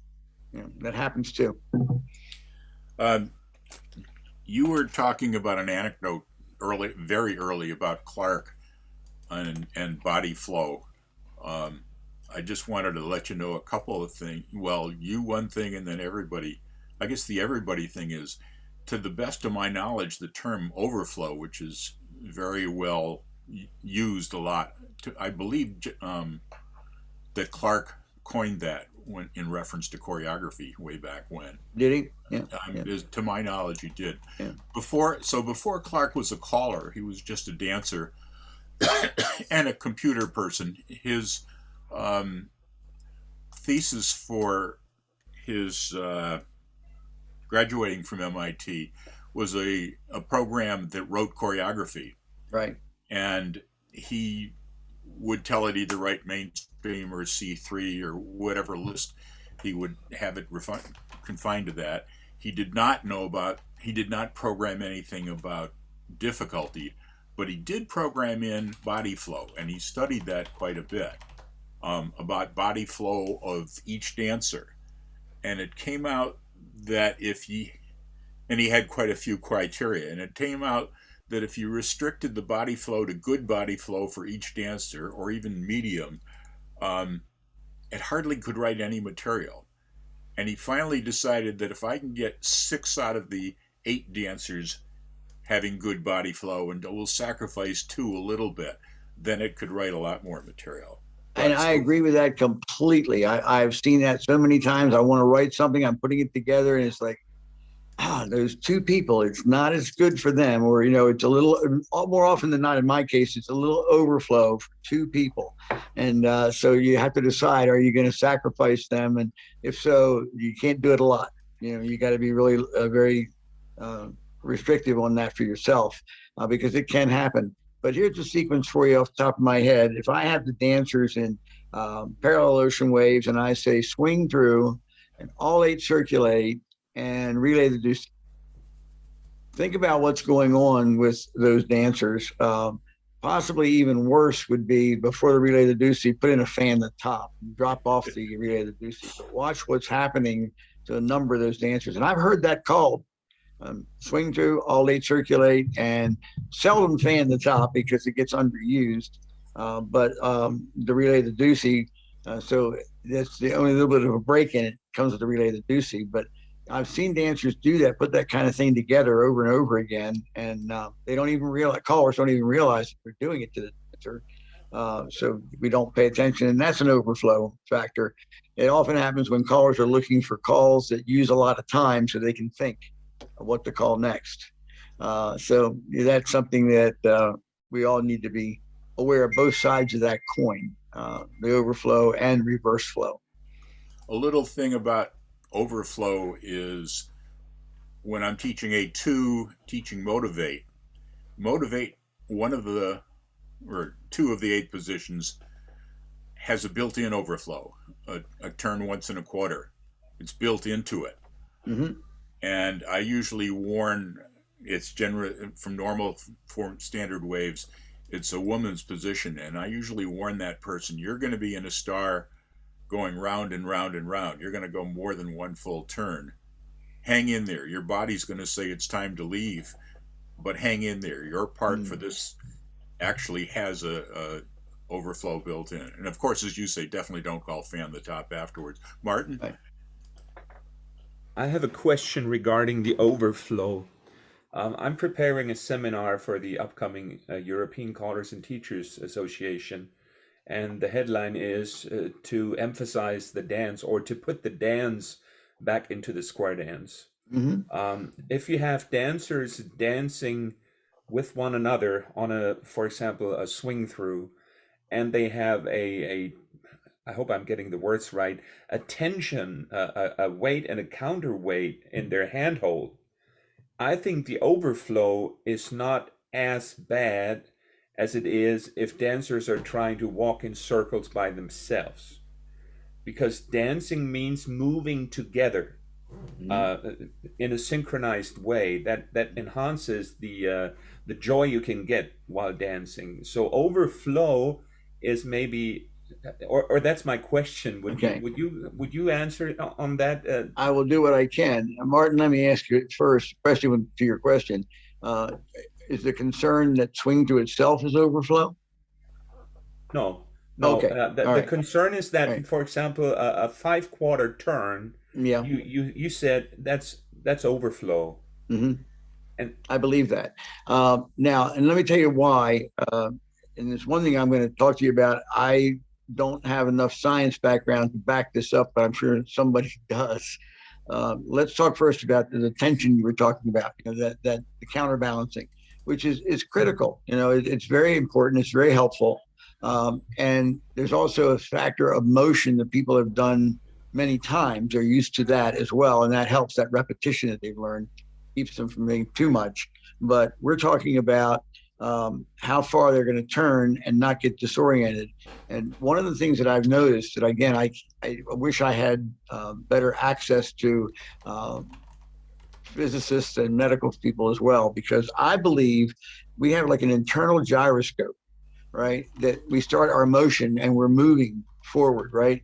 And if you suddenly stop, don't you feel like your body still wants to go, or your mind still wants to continue that way, right? And when we put multiple calls together that have that combination and that continuation that I believe is in there, that's what tends to, I think, reorient or cause you to disorient exactly where you are, getting a moment to try to find a wall to level out to. But the touching hands is one of the most critical things in good flow and dancing, and people knowing how to use hands and also when to disengage. That's something that seldom gets talked about. But anyway, the idea there, the example I gave was the swing through and the all eight circulate and a fan at the top. Now look at the center dancers. They've done 2 quarters on the swing through. All right. On the all eight circulate, 2 of those dancers have gone 2 more quarters. Right. So now they're at 4 quarters and then a fan at the top and they're going 3 more quarters. You know, you just ground them right into the ground. Now I believe that's an extreme example, but we can get things where we get carried away. Linear cycle, roll and peel off. Now, on the linear cycle, for the most part, it's no hands. They do their hinge, there's a fold, there's none of this holding on. They double pass, right? They peel right. There's your right roll. Then they roll again for the roll. And then you have to peel off that lead dancer going again. And yet there were no handholds, involved there for them other than to touch maybe the reference where you were after the first roll. But the idea there is that is way too much circular motion. And if you have a couple of those combos in the same sequence, people are going to be reeling, and that, does that help at all in your question? No. No. I fully agree. Of course, there is overflow.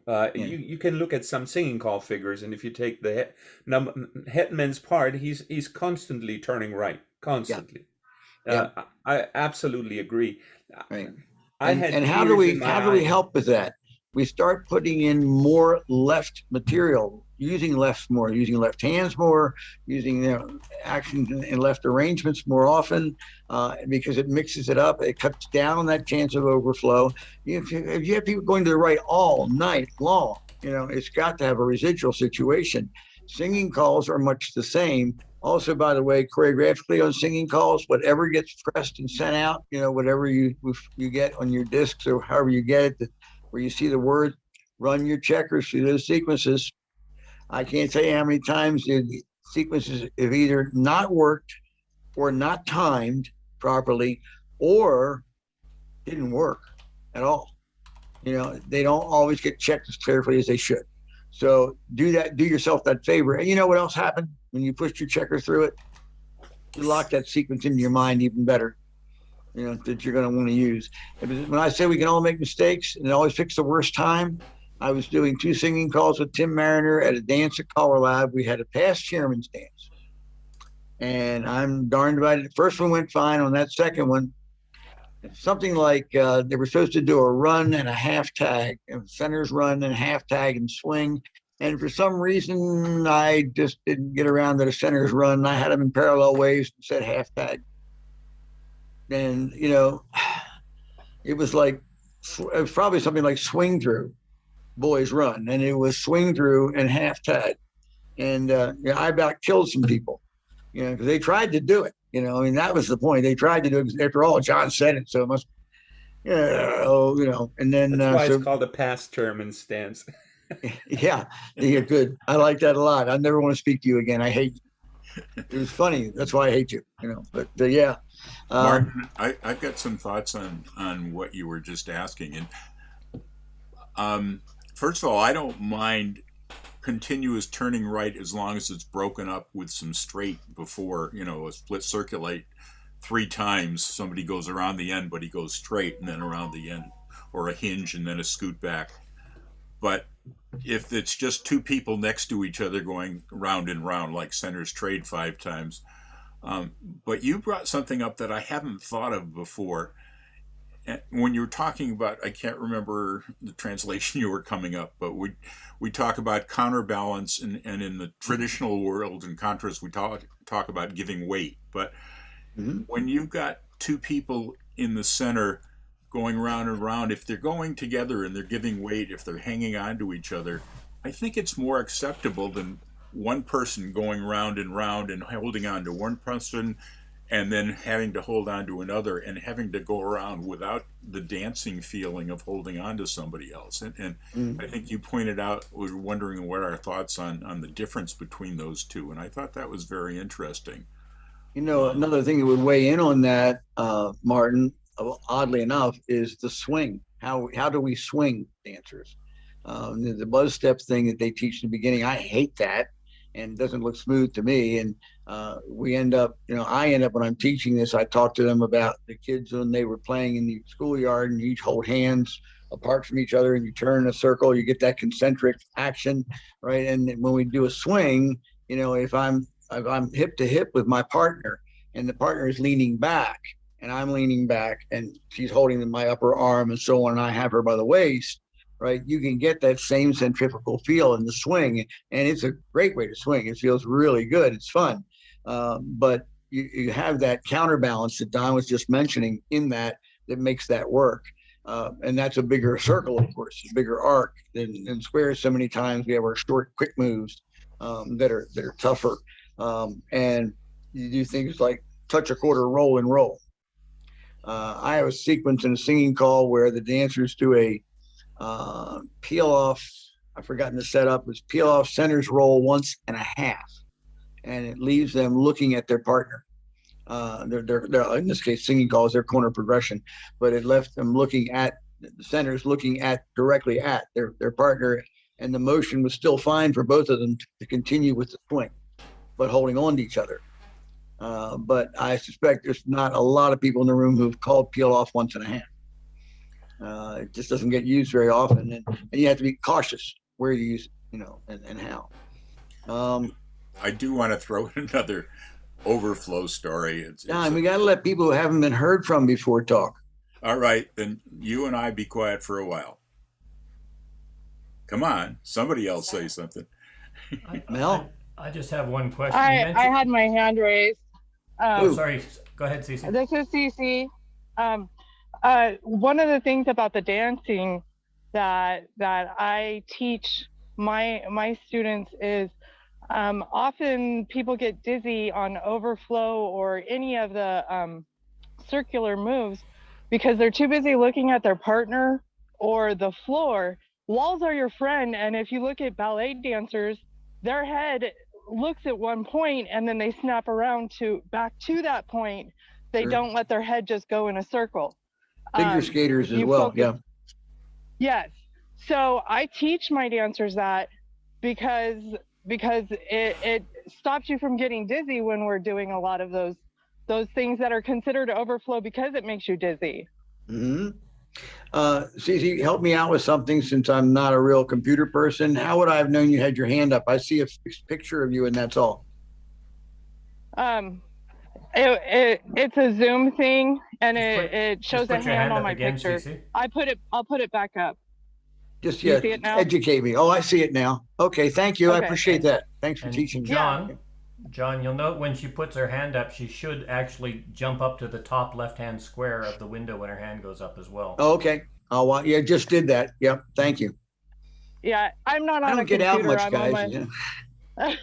I'm on my mobile device. I actually work right now, but that's why I'm silent a lot of times. But yeah, so a lot of ladies, even on the swing, they get dizzy because they're too busy not looking where they need to look, and they're not taught that. And to stop from getting dizzy, you have to be taught how not to get dizzy. That's a And great callers don't point. teach that. That's a great point. We had to hold that over for a part of the next the teaching session that we do. That should be a good part of that. I remember Al Stevens in Germany when he was talking about this at one of the ECTA. He said, always look up and grin, or if you have to, grimace at every dancer in the square with your head up looking at it. And if they don't look you back in the eye, just shout boo. It's amazing how many people looked at people after they got shouted at. It was a gimmick, but it worked. Yeah. I'm just toying in here to turn up the volume a little bit at my end so I can hear you guys a little better. Yeah. I recently found out that Taminations is a great help for overflow in a particular case. Taminations has a feature that if you click on one of the dancers, it will show the path they've taken. Mm-hmm. And I hadn't found that particularly useful until I started thinking about overflow. Stepping back a step further, when I teach mental image, I teach you only have to follow one person. And one time I was random picking up the book out of sight and opened it, and I had been talking about creating a zero, and I followed the active man through several steps, through maybe 5 particular moves until he got back to where he was, and all ladies' exchanges were clarified. And picking it up after 15 years, having written it and having a lot more experience, I said, wait a minute, there's something wrong with this sequence. And I followed one of the women in the sequence that I hadn't been aware of just following the guy, and it was the worst case of overflow I'd seen. And when you run this through on Taminations, you click on the guy and you can see a nice wiggly path that he's going around, even though there's a lot of right turning. And then when you unclick him and click on one of the women, there's just a circle. She's gone around about 2 or 3 times. Just that one circle. And Tamination shows it beautifully. Martin, go ahead. You just said if a dancer does something wrong, if you look at it that way, sometimes I look at those dancers and think myself, well, they didn't do anything wrong, but they came up with a new idea. You know, and Yeah, creative dance. Yeah. Yeah. You know, it's one of these things that we're always learning, and there's always possibilities. There's always things that we see that we didn't think of. As I've said before, I love these kinds of things, especially I'm always impressed with the more experienced callers who are continuing to work at their craft.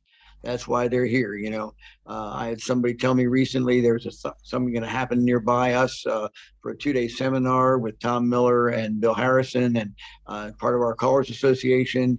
And I'm not necessarily available for the first day of it. And so I RSVP'd. I couldn't make the first day, but possibly the second. And the president of the association wrote back and he said, John, I doubt you get much out of this anyway with your level of experience. And I wrote back to him to correct that thinking, because if nothing else, maybe they'll put out something that I used to do, I've forgotten, dropped out of my program, be great. Or maybe they'll put out something there that's a really cool idea, or I used to do something similar to that. Maybe I can do that. Or they're talking about that situation there. I think that's a habit I've picked up. Maybe I need to think about not doing so much. There's always stuff that we can learn and pick up on, or better ways to say things, or better ways to teach things. Taminations is a phenomenal tool for dancers as well as callers. I'm a big supporter of that. The only thing I wish, I'm going to contact us about it, that he would do differently is he can intimidate dancers in that, let's say, the call, I can't think of the best example right now, but one of the calls is there, and then he gives other ways it can be done. But he includes other ways it can be done in conjunction with a concept. So here's the way this could be done in phantom or in parallelograms or in, and some dancers think they've got to learn all that. And of course they don't. It's inappropriate for them at regular programs. And he doesn't mean it that way. He's right. It can be done that way. Or if you're going to do this call when applying this concept, I'd rather he give the examples under the concept, not just under the base call in that instance, because it can be intimidating. It's like if you understand the parallelogram concept of how to dance things in parallelogram and how to reestablish the proper formations and all that, and then they're going to show you right and left, that's fine. But if I don't understand parallelogram in the first place, how am I supposed to do this thing? They shouldn't have that thrown at them, is what I'm saying. They can find out the parallelograms exist later if it becomes important to them. But right now, what's important is how to do these calls from the standard arrangements and formations through the level of mainstream or plus or whatever it is. And I'm going to ask him how much work it would be for him to shift that part. It would probably be a lot, but nonetheless, I nominated him for his big award from Caller Lab, and I presented it. So maybe I get a little sway there. And his club caller is Eric Henderlaw from the West Coast, and by the way, he has started learning how to call, the Taminations guy. He was a dancer when he did all this as a dancer, never danced beyond plus at the time. I believe he dances advanced now, and he's learning how to become a caller. But I'm going to talk to him about that part. But overall, it's a phenomenal tool right there in our hands. What if you forget a definition? What's the actual definition of that? I was at a dance. I was a dancer. I was sharing a dance with another caller a weekend, and I got in the square to dance. I was in the, fortunately, in the head position because he started the sequence with sides, locket. Now, a locket is done from parallel waves, and the centers hinge and the ends move around a quarter to meet with them. For those who don't know the call, it's not important. What's important is that, like, I wouldn't have known what to do because that call by definition is done from waves or two-phase lines. You can't be, or even diamonds, but you can't do it from a facing couple. He thought that, like swing through, if you're facing couple and the caller calls it, you step in and make the wave and do the swing through. He thought with the locket, they should step to the wave and do the call. And after the tip was over, I didn't say anything during the tip, of course, I never would. And on the break, I said, man, you really threw me. I was late. I wasn't dancing at that point. I wasn't sure what you would want me to do. And he said, what do you mean? And I said, well, to me, that's an ocean wave call. They got to be in the wave or the line, whatever. And he said, well, we ought to check on that. I thought you just stepped to a wave like in swing through. Oh, and we happened to have a set of definitions there. Looked it up, and he said, well, you're right. That's not the right way to do it. And to his credit, the next tip that he called, I didn't say anything at all on my tip, but he went to the dancer and said, I made a mistake there, guys. And you can't really do that. You don't automatically step to the wave if you don't have one. So I need to make sure you're in the wave first. And I gave him a lot of credit. That's a professional way to clean up your situation, because I wasn't going to go behind him and embarrass him by saying anything to the dancers about it. And I also didn't tell him that he should tell the dancers. He did it on his own. And that's the right way, because we can all make mistakes. I didn't give you my preface this week from last week of, when I say to you, I can never be wrong in anything I tell you because it's in my opinion. The famous Ben Franklin in our country quoted that. He said, you'll never be wrong if you precede your comments with, in my opinion. You never can be wrong. And of course, obviously we can be mistaken, but anybody else have anything they'd like to offer to the table? Because I'm going to have to run here in about 5 minutes. I was just looking for the name of that, but I put the Hal Barnes's email and the links to some of his writings, including what it does on Colorama in the chat. But I can't. There was only one reference to his book, but it comes up as a malicious website. I was just wondering if can you remember the name of his book? I don't for sure. No. So long ago, I helped him initially when he was writing it. He asked me to review it for him and then come back to him. And he only asked me to do that once. I did that, and I called him the next day, and I said, well, Hal, let me tell you this for starters. It's amazing, and I love the way it works, but it took me a half an hour to go through the first page and a half, and I had to go back and start over. And right away, just that quick, he said, okay, that's exactly what I need to know. I need to rewrite it in a different approach, different way to rewrite. Thank you. I really appreciate it. And he did. He went back and did a rewrite on it. And because the one I get is called Navigation and Get Outs for Sight Callers. That's probably it. Yeah, and then he's got he's got a number of different things there, but that's the only book reference I can, and it comes up as a malicious I think website. that's it. Yeah, I do think that's it.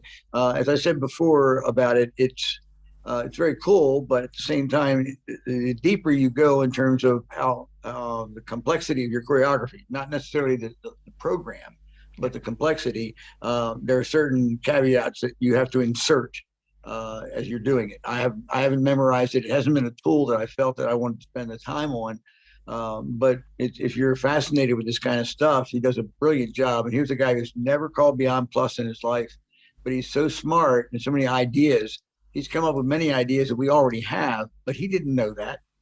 That makes him no less creative because he didn't know that we already could do things like working in parallelograms or working in divided blocks or so on and various matrices that he didn't know that we had all that already identified. But when I put Hal together at Color Lab one year with Clark Baker, Vic Cedar, John Sobalski, who's now no longer with us, and another caller, all kind of like the choreographic brain trust. to look at this program. And so they sat down with Hal, and Clark named the calls, and Vic moved the checkers. So they put the checkers down except for the number 1 boy and the number 4 girl. All the rest of the checkers were upside down. And Clark's calling calls. And I felt bad for Hal because he's using calls that Hal's never heard of in his life, because Clark's a C4 guy. And Vic's moving checkers like nobody I've ever seen move checkers. It's like magic. Any one of us are moving checkers. We can move a couple at a time, and we're moving pretty good. Vic kind of goes foomp with his hands over the checkers and takes them away, and they're moved. He must have little fingers in the palms of his hands. I don't know how he does it. But so he's doing this and taking it away, doing this, taking it away, starts calling. So Hal has no idea where the dancer should be or shouldn't be because he didn't know any of these calls. And so they stop after about 6 calls. And Clark says, okay, so now, as I understand it, you're saying if we turn over all these checkers, everybody will be in sequence with their original partner. Is that right? And Hal said yes. And they turned them over, and sure as heck, that's where they were. Pretty fascinating, what can I say? It's if you're into that kind of thing, it's pretty cool. But Hal, I know at one point in his book, he said, I don't recommend asymmetric material, for example, for plus dancers, or beyond, unless it's a short gimmick. But he's an interesting man. He's a good man. He's been highly committed to the activity. When he left our area to move back out to Colorado, he's fairly rural. He has to drive 2 hours to Denver to get a plus dance, to dance or to call.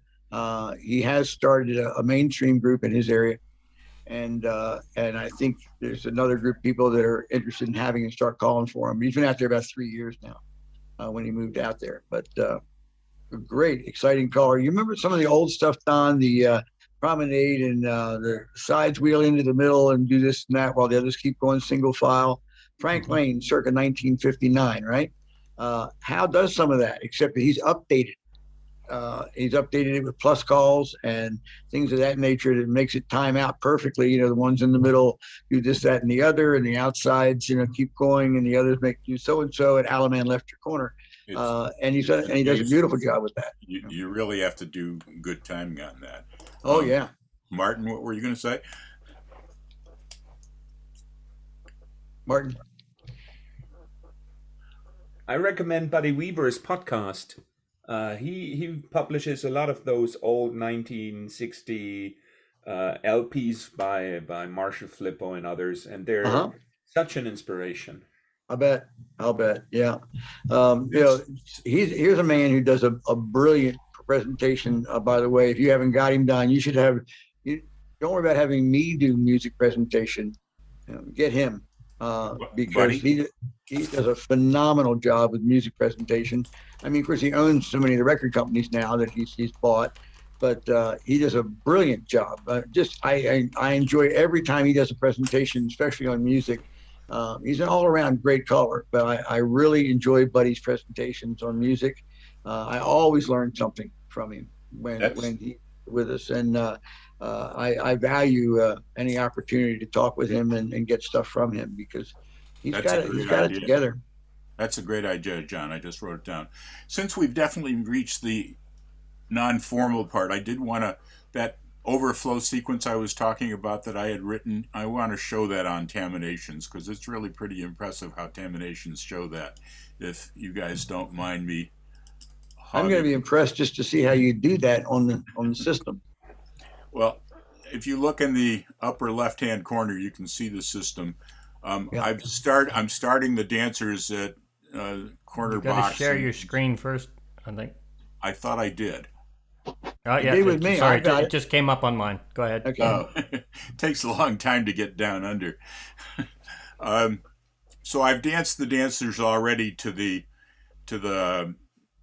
head square through and step to a wave, or pair off and step to a wave. This is the sequence: swing through, cast off. Anyway, I'm going to dance them through this part and watch this active guy here that we're watching.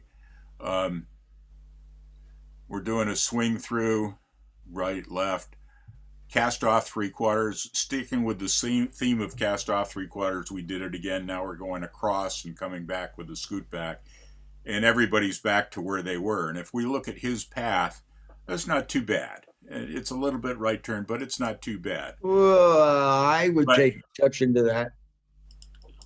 You're welcome to. But let's take a look at this. Let's take a look at this woman during that same sequence. We're going to go back to here and watch what this woman does.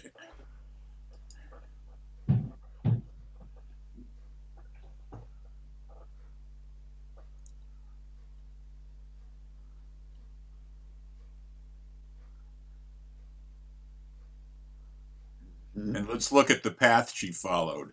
Uh-huh.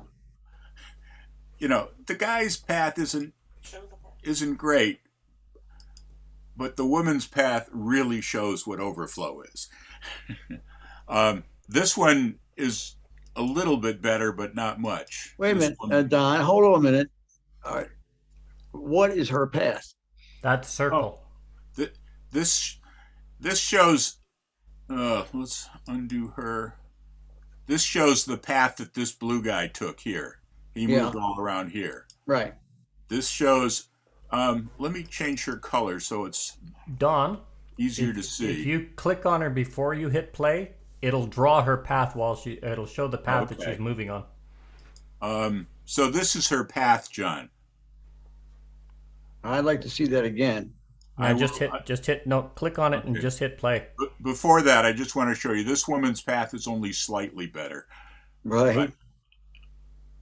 I thought I saw something different in the pattern. That's why I was asking you to repeat it. Oh, so let's watch. I guess we'll do what Mel said. Mel recommended here. We're going to watch her path. I guess. Come on, play.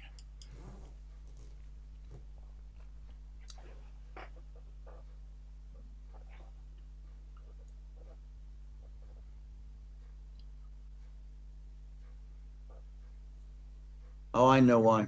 Okay. I know what I saw. Yeah, okay. And- My brain had tracked over to the red again, and so I had somebody coming across through the head position rather than side position at one point. So yeah, I see it now. Yeah, thank you. Again, I don't think his path is that bad because it's separated with a lot of forwards. And also, you have the arm turns that we were talking about with the counterbalance and tension factors that we were being discussed earlier. So he's quarter right. Oh, right, left. Now it's a 3/4 turn, but he's going straight across. That breaks it up. Another 3/4 turn going straight across. That breaks it up, and he's back here. So But that's- overall, and even for him, overall, that's an awful lot of circular moves in general, like we were talking about with the gyroscope type thing. But it when I is. was- But compared to her, oh yeah, no, that's awful. That's the worst thing I've ever seen. Without a doubt, the worst I've ever seen. I think it is. I'm surprised that the ladies weren't throwing up. Exactly, and the reason they weren't complaining was because they couldn't get off the ground. Yeah, yeah.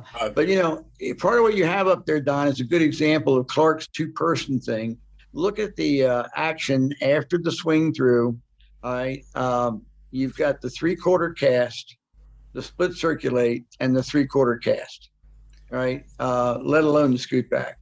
Right, but you've got a number of people there that are truly being rotated beyond reason, in my opinion. But not necessarily all of them. See if I can get rid of. All right, let's watch him, and I think I can do it if I do this correctly. So he's doing a quarter right, or I guess a 180 right, Yeah, two Half quarters. right, a 180 half left, left.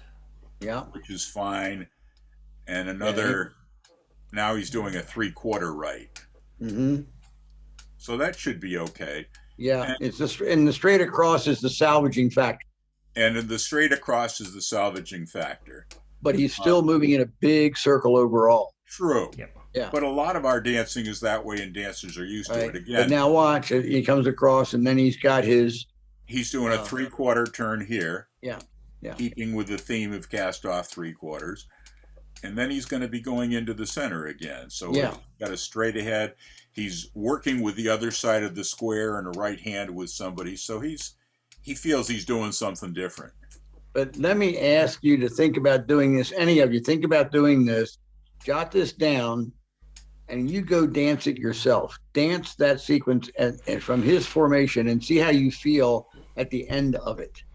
I would suggest that quite possibly he's still feeling over rotated. Yeah. Don, if you want to hit copy, you can just paste that, just copy and then just paste that sequence in the chat for people to write it down.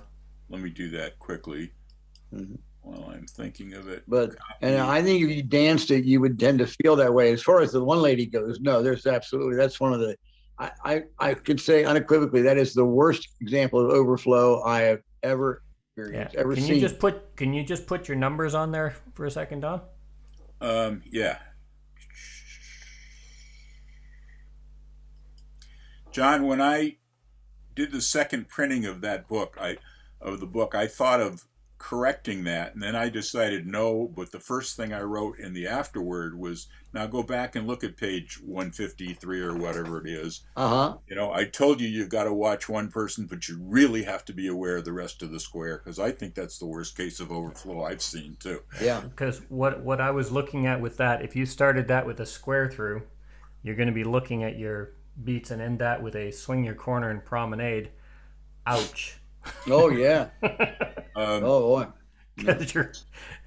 Let's go back and look at this gal here. Whoops. Takes a double click to get the colors. That almost might time out too, Mel. At a glance. Yeah, that's what I was just thinking, because it's. I don't know if you need the pair off, or if you or the square through or a star through California twirl for timing purposes, but it's pretty close. Let's watch. Steven's hand up for quite some time. What was that, Martin? Steven has his hand up for some time. Oh, I'm sorry, Steven. Please. Uh-oh. That was not my intention. Did he go away? Did he get mad? Steven, you are muted. Muted, yeah. And visually off. Yeah. And your hand's still up. Steven may have had to step away. He'll come back to the camera when he's ready. Okay. While looking, let's. There he is. There he is. There he is. Sorry, I was on the phone. White call. I had a quick question for John. Please. You mentioned Bronk Weiss earlier. Yeah. Is he still around? Yeah, Bronk is still around and he's still calling. I think he's planning to be in Texas this fall. Well, now probably or soon, which was a bit of a change. Bronk's biggest issue, of course, is his knees. It has been for a long time. He's got problems getting around because of them, and it holds him up. But the last thing that we saw, yes, this is accurate. He was planning to schedule a call for Trailblazers in the LA area, in California, soon in November. And he has canceled that because he said he and his family have talked about it and they decided to forego air travel for now because of the COVID situation. And so he wasn't going to be able to do that dance. And he was sorry because he likes calling for them, as I do. So they were going to not travel. And he is currently in Sweden right now with his wife's and his wife's family.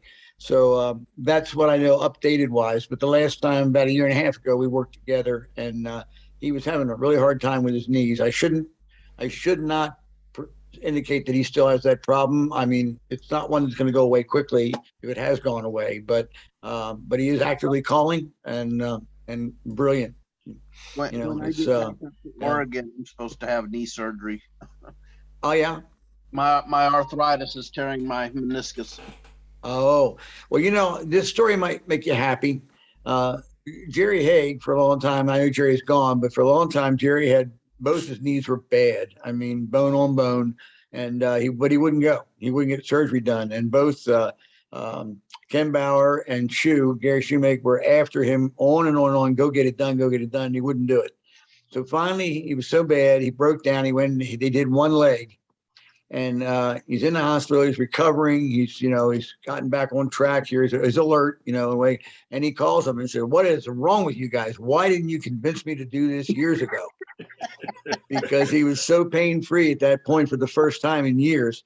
So I offer that to you in encouragement that I hope you would have the same kind of result. I'm waiting to get back up there. I had a setback when I came down here to Texas. I got COVID, so I had to stay longer than I intended to, and now I might not get back before the end of the year. And I was hoping to get back before the end of the year so I could have the surgery without having to pay extra deductibles. So. Oh yeah, I understand. But well, we wish you good luck on that for sure. It's no fun. I've got plenty of experience with that. It's not too bad right now. It's just letting me know it's there. Gotcha. Well, I know about that. I've had plenty of experience, mostly not knees, but back for me. And at one point I was in the hospital for 3 months at one point when they shared 6 different infections with me all at the same time. Ouch. And I haven't been the same ever since. But you talk about comfort. I'm glad you're comfortable. I have an abdominal pain pump. I pump Dilaudid 724. And Dilaudid is a drug that makes you glad you got hurt. But in July of 19, I went in at a major surgery at Georgetown Medical Center. It was terrific.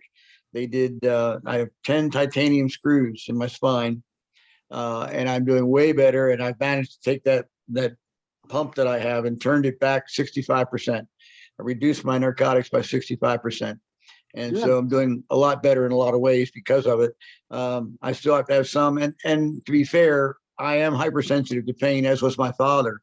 So a little bit more. If you had a procedure done and it took you 2 hours in recovery room to get under control and then go back to your room, it would take me 4. So we've got to take that into account. But we also discovered anybody ever has to have serious pain surgery situations, ketamine, write it down, ketamine. It is a drug that they give you for post-op pain. It came out of a large animal practice. Not all hospitals use it. Not all anesthesiologists are trained in it, but it's becoming more and more common, especially at trauma hospitals. They give it to you during the procedure, not after. And it helps tremendously with your immediate post-surgical pain. Big help. Cool. Big help. I hope none of you ever need it. I wish you not to have it, but I've come a long way back. It's taken about 9 years, but I'm really getting back on top of almost everything now. So I hope to even get back to traveling at some point before I get too old. Where they, say, enough, John, we've had enough of you. We can't take any more.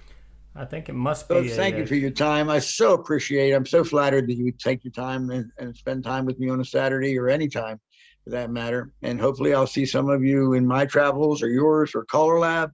And I'll wish you an American happy Thanksgiving if you should celebrate it, and happy holidays for the rest of the year. If I don't talk to you before then, everybody be well. Work at your calling craft. You'll be glad you did. The dancers are going to love you for it. John, thank you so much for joining in, and I'm glad to hear that the pain is getting better and better, because the last time we spoke at Color Lab, I think it was slightly better, but each year we saw just how much you were suffering.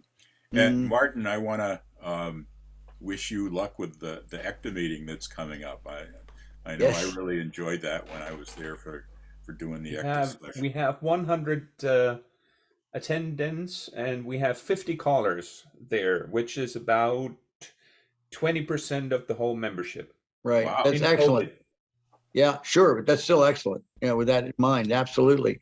That's great. Well, there's a lot of people there that I know. Tell them I'm alive and doing better and wish them well. I'd appreciate it. And if I offered you anything today that helps, I hope so. That's the whole idea. You obviously work at your craft. Good Thank you very much, John and Don.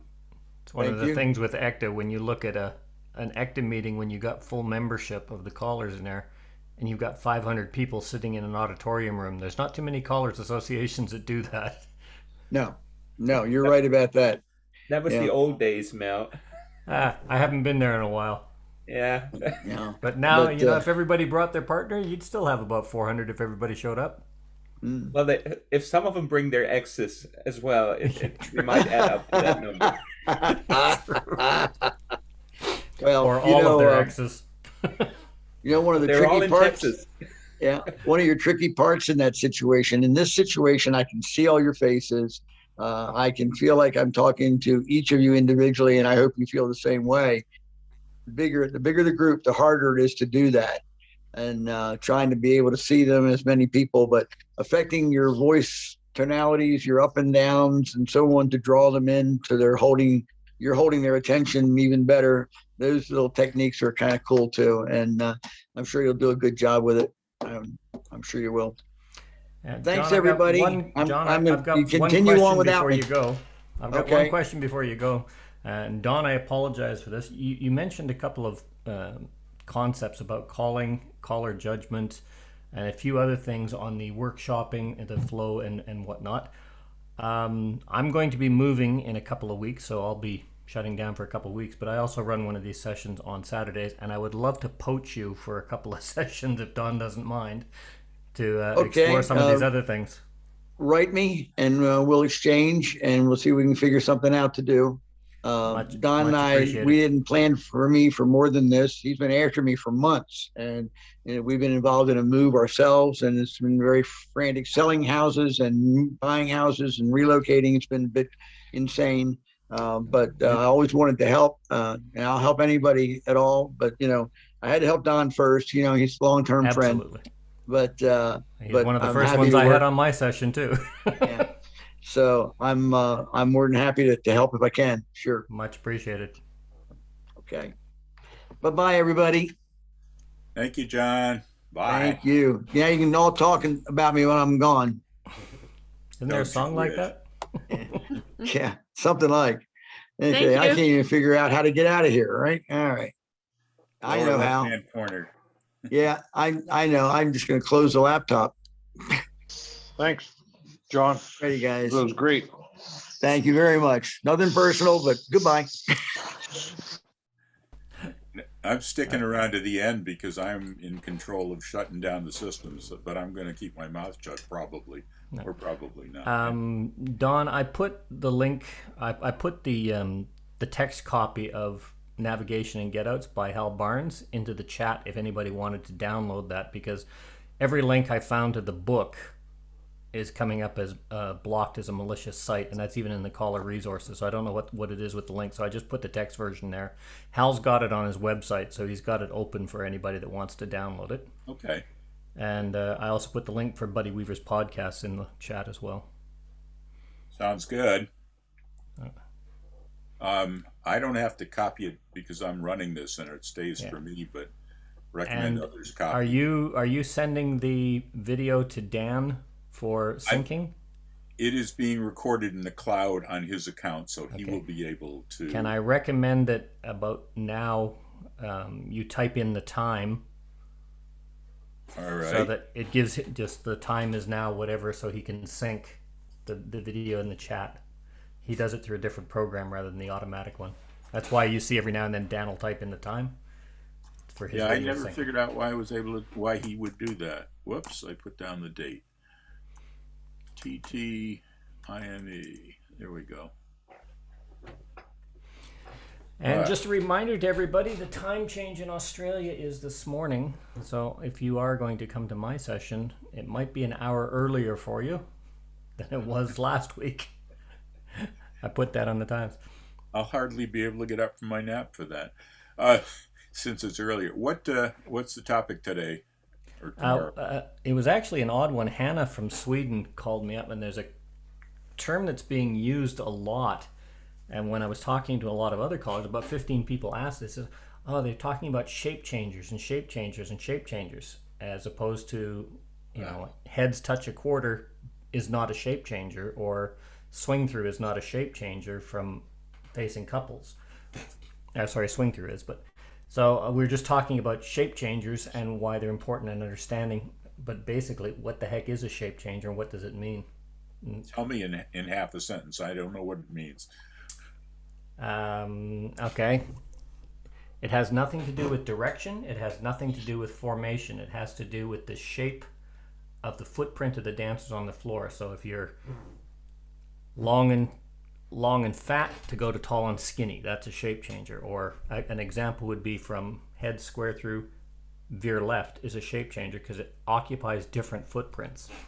Whereas if you look at a static square, heads square through is not a shape changer, because if the heads just stepped in, that's the only difference. Or a circle working the heads, that's not considered a shape changer. Those are lines. But you think about it, if you've got a heads are stepping into the center, if you do centers touch a quarter, boys run, they're still on the same footprints. 8 chain 4, they're still on the same footprints.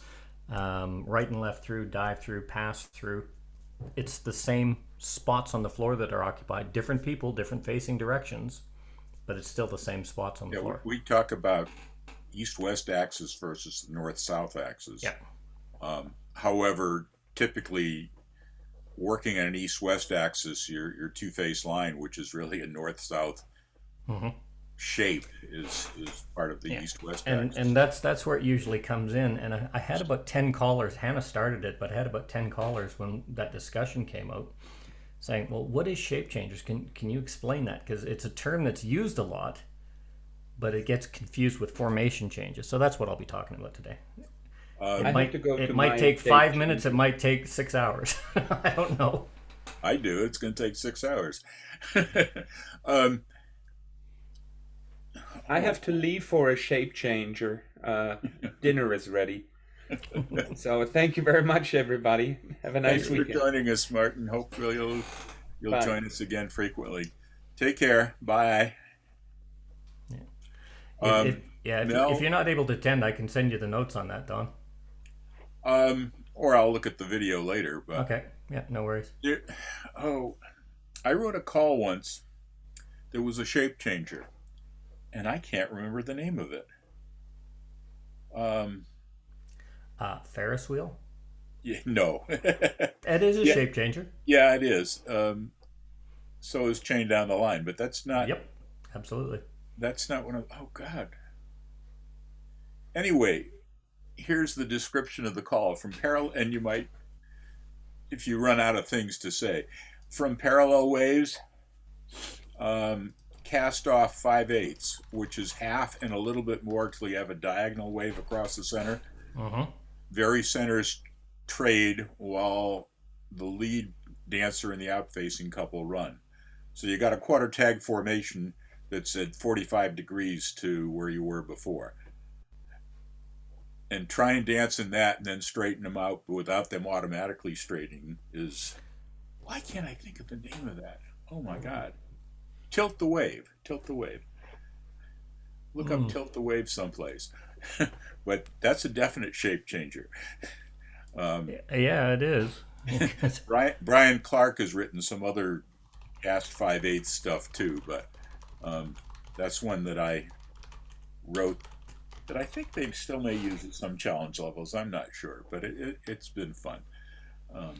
When you I don't know. That'd probably be up in the C1 level. But anyway, it's pretty easy to get dancers into it because you have them, swing or trade plus a little bit more till you have a wave across the center, and those very centers will hook hands, and then you have them trade. The other thing about it is Taminations doesn't do it. Yeah. But that would be along what was the one that they had, Bill Dave? Tilt and Wheel. Tilt and Wheel. Don't know that one. That's done from two-face lines, but as the couples, they do a half-inch, then they turn an eighth. Okay. Where they were facing in, and the outfacers wheel behind, as if they were doing like a couples fold. And you end up basically in the same kind of thing, but you're doing a double pass-through on the 45 degree I can angle. follow it, yeah. Huh. Yeah. I wonder if that came out before Tilt the Wave or after. I have absolutely no idea. It was Tilt and Wheel was...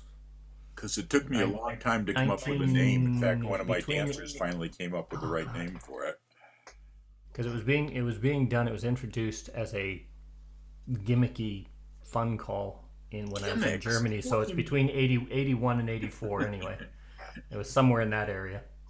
Well, I think Tilt the Wave was around back then too, but the only, I think what you said about the dancers would be the correct thing. It's getting them into that, not difficult. Keeping them in that, without them fixing or orienting. But You need a circular hull or an octagonal hull. Otherwise, they'll orient to the walls. in the New England area, we had a very active club that danced in an octagonal hall, and I did use it there once just to for the heck of it. Anyway, anyway, I will try to shut up. Yeah. Any other comments? You I'm guys gonna want say to chat? goodbye. Say that again, Steve. I'm gonna say goodbye, and I'm hoping to make Mel's later today. I'm glad you're feeling better, Steve. It's good to Oh, see I'm you off feeling the bed. I feel awesome. So still don't test negative, but I feel awesome. Have you had both jabs now? No, I'm not gonna get the jab.